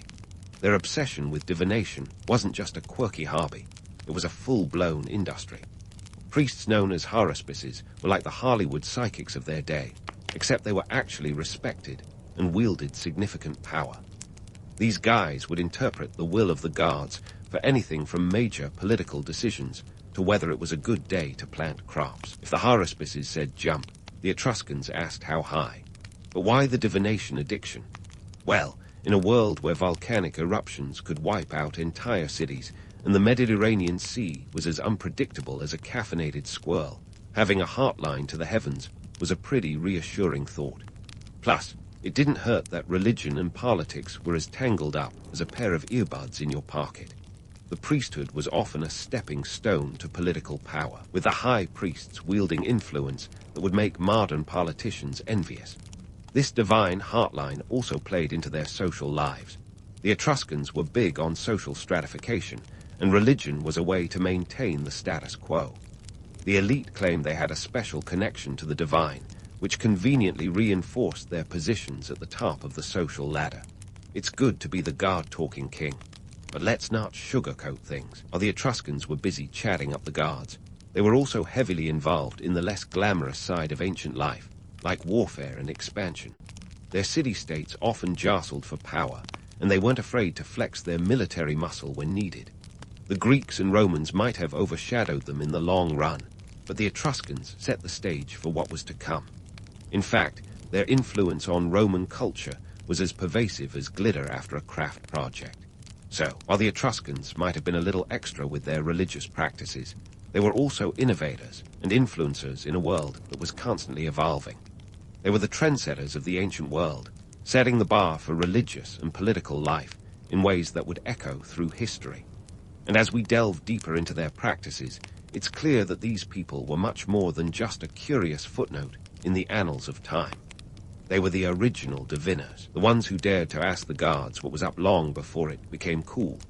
As the Etruscans were busy setting fashion trends for priestly robes and perfecting the art of divine conversation, They needed a place to house their godly gatherings. Enter the Etruscan temples. Because why just send a text to the divine when you can build an entire architectural marvel as a voicemail? These temples weren't just any old stone piles. They were the epitome of ancient real estate swagger. Now, let's talk temple architecture. The Etruscans were like the rebel architects of the ancient world, giving a big side-eye to the Greek love for symmetry and columns. Instead of the one-size-fits-all approach, Etruscan temples were as unique as snowflakes, each with its own quirks. Picture this, a deep porch, almost like a runway for guards, leading into a single room that housed the deity's statue. And those columns, they were fewer in number than a Greek temple, with a penchant for being on the front only, as if to say, we give you a taste of grandeur, the rest is a surprise. But here's the kicker.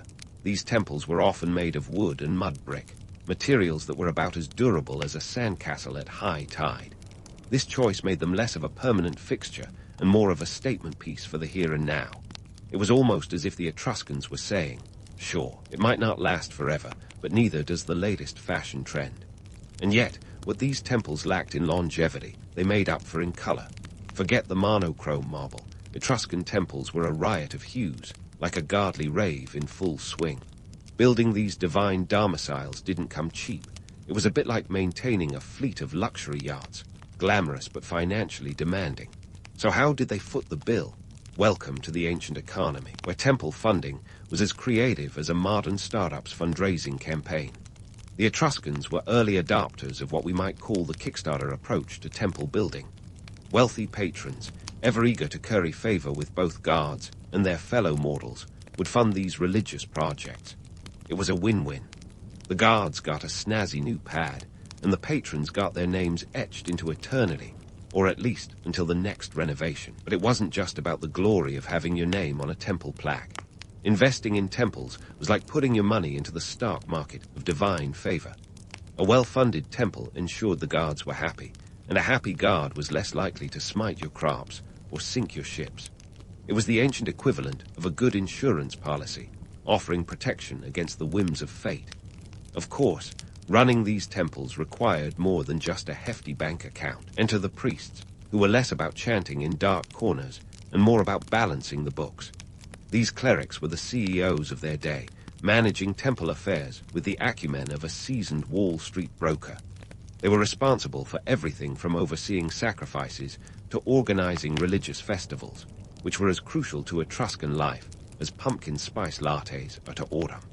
And let's not forget the economic impact of these temples on the local community. They were like the ancient shopping malls, drawing people in from far and wide. Pilgrims would flock to these sacred sites, bringing with them offerings, trade, and a healthy boost to the local economy. It's safe to say that a thriving temple was the ancient equivalent of having a bustling tourist attraction in your backyard.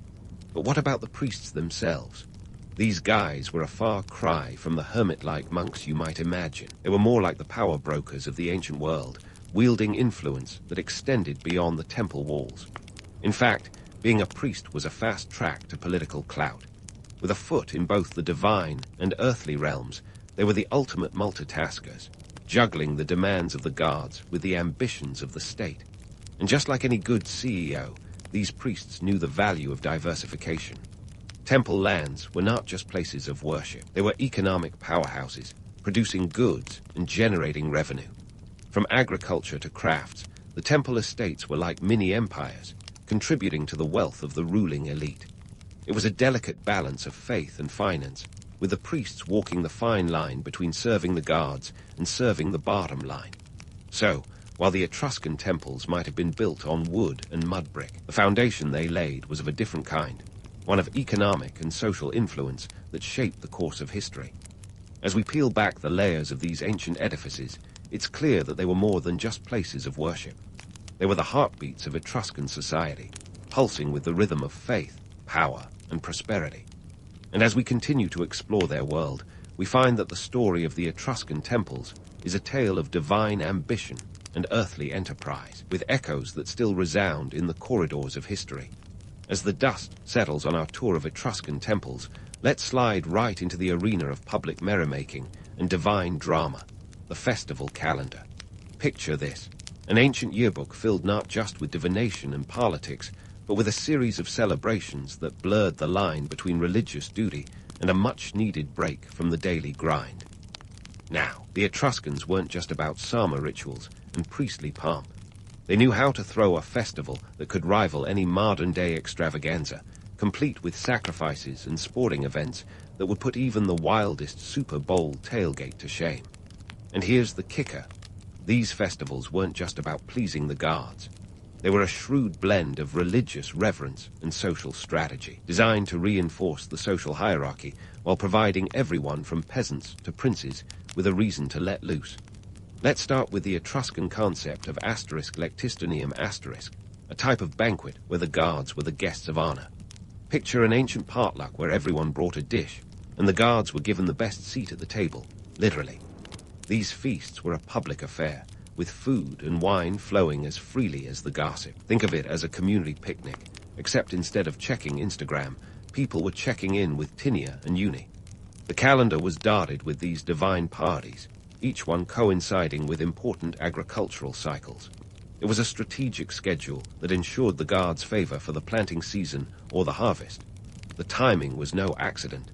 It was all part of keeping the cosmic scales balanced. And when it came to sacrifices, the Etruscans didn't hold back. Animals were offered up in rituals that were both a spectacle and a sacred duty, a way to ensure the gods were well fed and well pleased. But it wasn't all sacrificial lambs and celestial banquets. Enter the *Ludi Etruscae*, the Etruscan Games. If you think ancient religious festivals were all about quiet contemplation and solemn processions, think again. These games were the ancient equivalent of a multi-day music festival, complete with athletic competitions, chariot races, and theatrical performances. The Etruscans were pioneers of the dramatic arts, staging plays that could make even the most seasoned thespians of today break a sweat. And let's talk about those sporting events. The Etruscans had a knack for turning athletic prowess into a public spectacle. Chariot races were the Formula One of their day, with teams representing different city-states engaging in high-stakes competition. It was a chance for athletes to showcase their skills and for spectators to indulge in some good old-fashioned regional rivalry. Winning brought not just glory, but serious bragging rights that could elevate a city's status in the Etruscan league table. But these festivals weren't just about fun and games. They were a microcosm of Etruscan society, a stage where the social hierarchy was on full display. The elites, often the sponsors of these events, sat in the best seats, their status reinforced by their proximity to the festivities. It was a reminder to everyone else of who held the reins of power. The festivals were a grand performance, a way to maintain social order while giving the masses a taste of divine entertainment. And here's where it gets juicy. These festivals were also prime networking events. The social elite mingled with potential allies and competitors, forging alliances and negotiating deals in the midst of the merriment. It was the ultimate power play, a chance to strengthen political ties while pretending it was all in the name of divine celebration.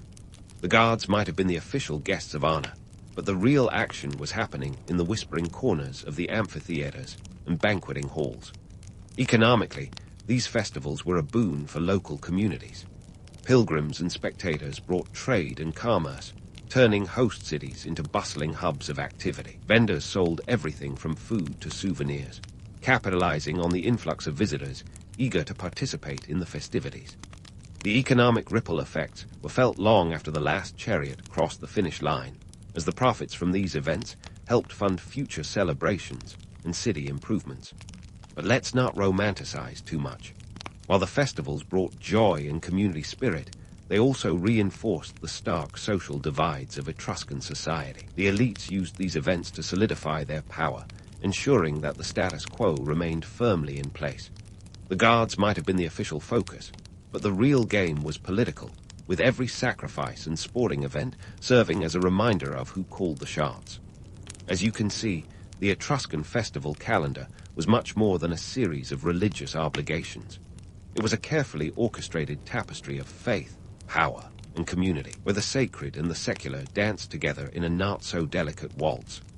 These celebrations may have been an opportunity for divine communion, but they were also a stage for human ambition, a reminder that in the world of the Etruscans, The gods and mortals were locked in an eternal past adieu.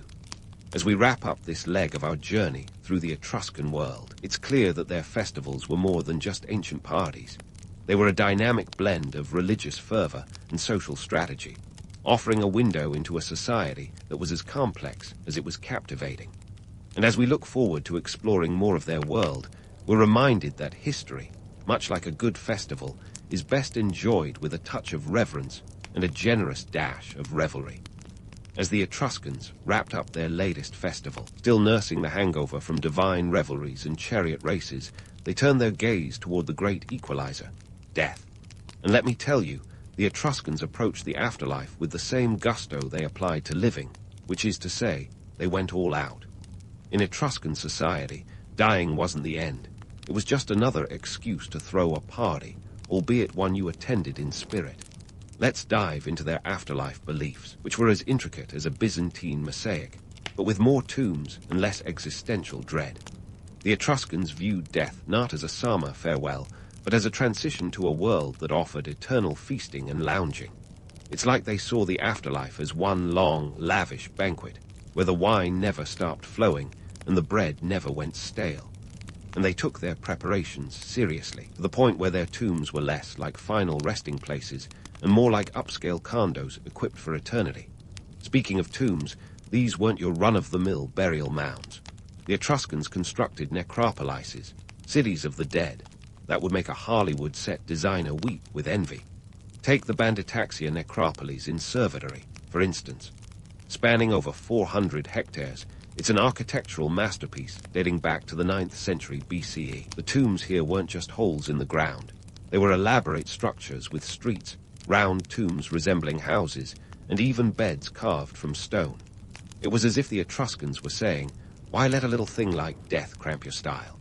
And let's not forget the grave goods, the ancient equivalent of packing for a really long vacation. Etruscans believed in equipping their dead with everything they might need in the afterlife. This meant everything from finely crafted ceramics and bronze mirrors to jewelry and weapons. In some cases, the deceased were even decked out in gold crowns or surrounded by imported luxury goods, like Greek pottery. The message was clear. We are keeping up with the Joneses, even in death.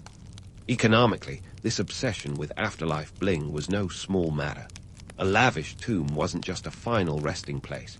It was a statement of wealth and status. It was a way for the elite to flaunt their riches and ensure their legacy endured beyond their time on Earth. The cost of these tombs and their contents was staggering, often reflecting a significant portion of a family's wealth. Yet, for the Etruscans, this was an investment in immortality, a way to secure a favorable spot in the afterlife hierarchy. But let's cut through the romanticism for a moment. As much as the Etruscan belief in a well-stocked afterlife offers a charming glimpse into their cultural mindset, it also highlights the stark realities of social stratification. Not everyone could afford such opulent tombs, and for the lower classes, the afterlife might have been more of a modest affair, with simpler graves and fewer grave goods. Death, like life, was a mirror of social inequality, and while the elite rested in lavish tombs, the common folk had to make do with less.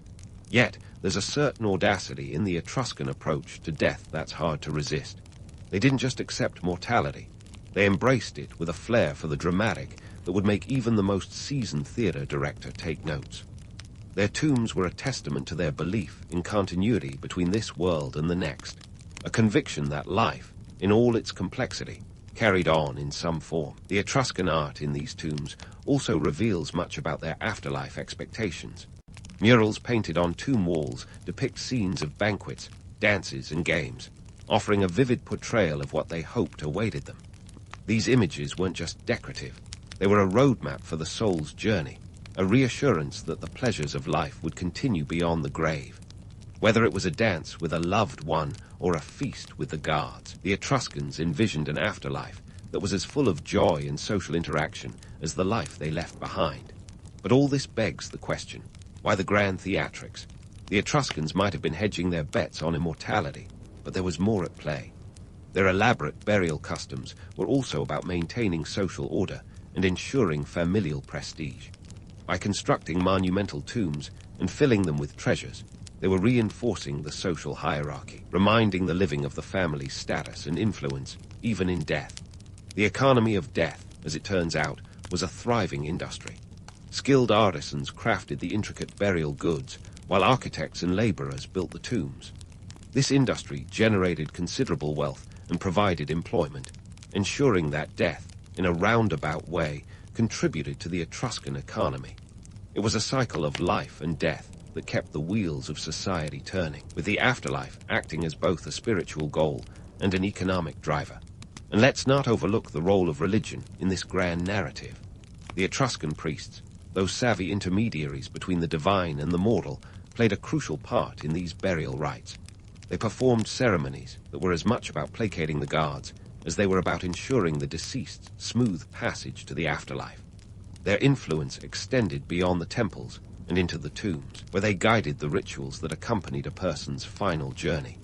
In many ways, the Etruscan approach to death was a reflection of their broader worldview, one where the divine and the mortal were inextricably linked, and where the afterlife was simply an extension of the vibrant life they cherished. It's a testament to their resilience and creativity, a culture that turned the inevitability of death into an opportunity to celebrate life's richness and continuity. As we wrap up this exploration of Etruscan burial customs, it's clear that their obsession with the afterlife was more than just a morbid fascination. It was a complex tapestry of beliefs, economics, and social dynamics that offered a window into their world. A world where death was not an end, but a new beginning. So, while we might chuckle at their over-the-top tombs and extravagant grave goods, there's a certain wisdom in their approach, a recognition that life, in all its glory and absurdity, is something to be celebrated, even in the face of its inevitable conclusion. And as we prepare to delve further into the mysterious and captivating world of the Etruscans, we're reminded that their legacy is not just in the artifacts they left behind, but in the way they lived and celebrated both life and death. Stay tuned, because there's much more to uncover in this ancient saga of ambition, faith, and the eternal dance between the mortal and the divine.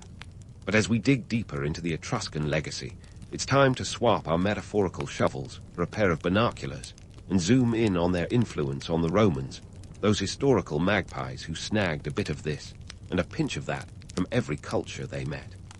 While the Etruscans themselves gradually faded into the annals of history around the 1st century BCE, their cultural fingerprints left smudges all over Roman religious practices. Imagine the Romans as the cover band and the Etruscans as the original artists. They might not have gotten top billing, but their influence was undeniable. Rome, in its formative years, was less of a city and more of a sponge, soaking up influences from its neighbors. When it came to religion, the Etruscans were the masters of ceremonies, and the Romans were eager apprentices. Take the Roman practice of augury, for instance, interpreting the will of the gods by observing the flight patterns of birds. This wasn't some whimsical pastime. It was a serious business borrowed straight from the Etruscans, who had perfected the art of reading avian omens like a cosmic Twitter feed. And let's not forget the asterisk haruspice's asterisk, the Etruscan priests who were the ancient equivalent of today's data analysts, poring over entrails instead of spreadsheets. The Romans, never ones to let a good idea go to waste, adopted these priests and their liver-reading talents, integrating them into their own state religion. Talk about an ancient gig economy. These guys had job security that would make even the most seasoned corporate executive jealous. But the Etruscan influence wasn't just about rituals and readings. They also passed on their temple designs, complete with the grand entrances and deep porches that defined their architectural style. Roman temples, like the temple of Jupiter Optimus Maximus on the Capitoline Hill, bore unmistakable Etruscan fingerprints. The Romans might have polished those fingerprints to a marble sheen, but the blueprint was undeniably Etruscan. Yet, for all their contributions, the Etruscans were more than just the behind-the-scenes players in Rome's religious drama. Their rituals and beliefs were woven into the very fabric of Roman society, influencing everything from political decisions to public morality. The Romans, ever the pragmatists, understood that religion was as much about social control as it was about spiritual enlightenment. In a world where the gods were as capricious as the Mediterranean weather, having a religious framework that reinforced social hierarchies was as essential as a good pair of sandals. Consider the Roman concept of asterisk pax deorum asterisk, the peace of the gods, a belief that the favor of the divine was necessary for the prosperity of the state. This idea, with its roots in Etruscan religion, served as a convenient tool for the Roman elite to maintain order and justify their authority.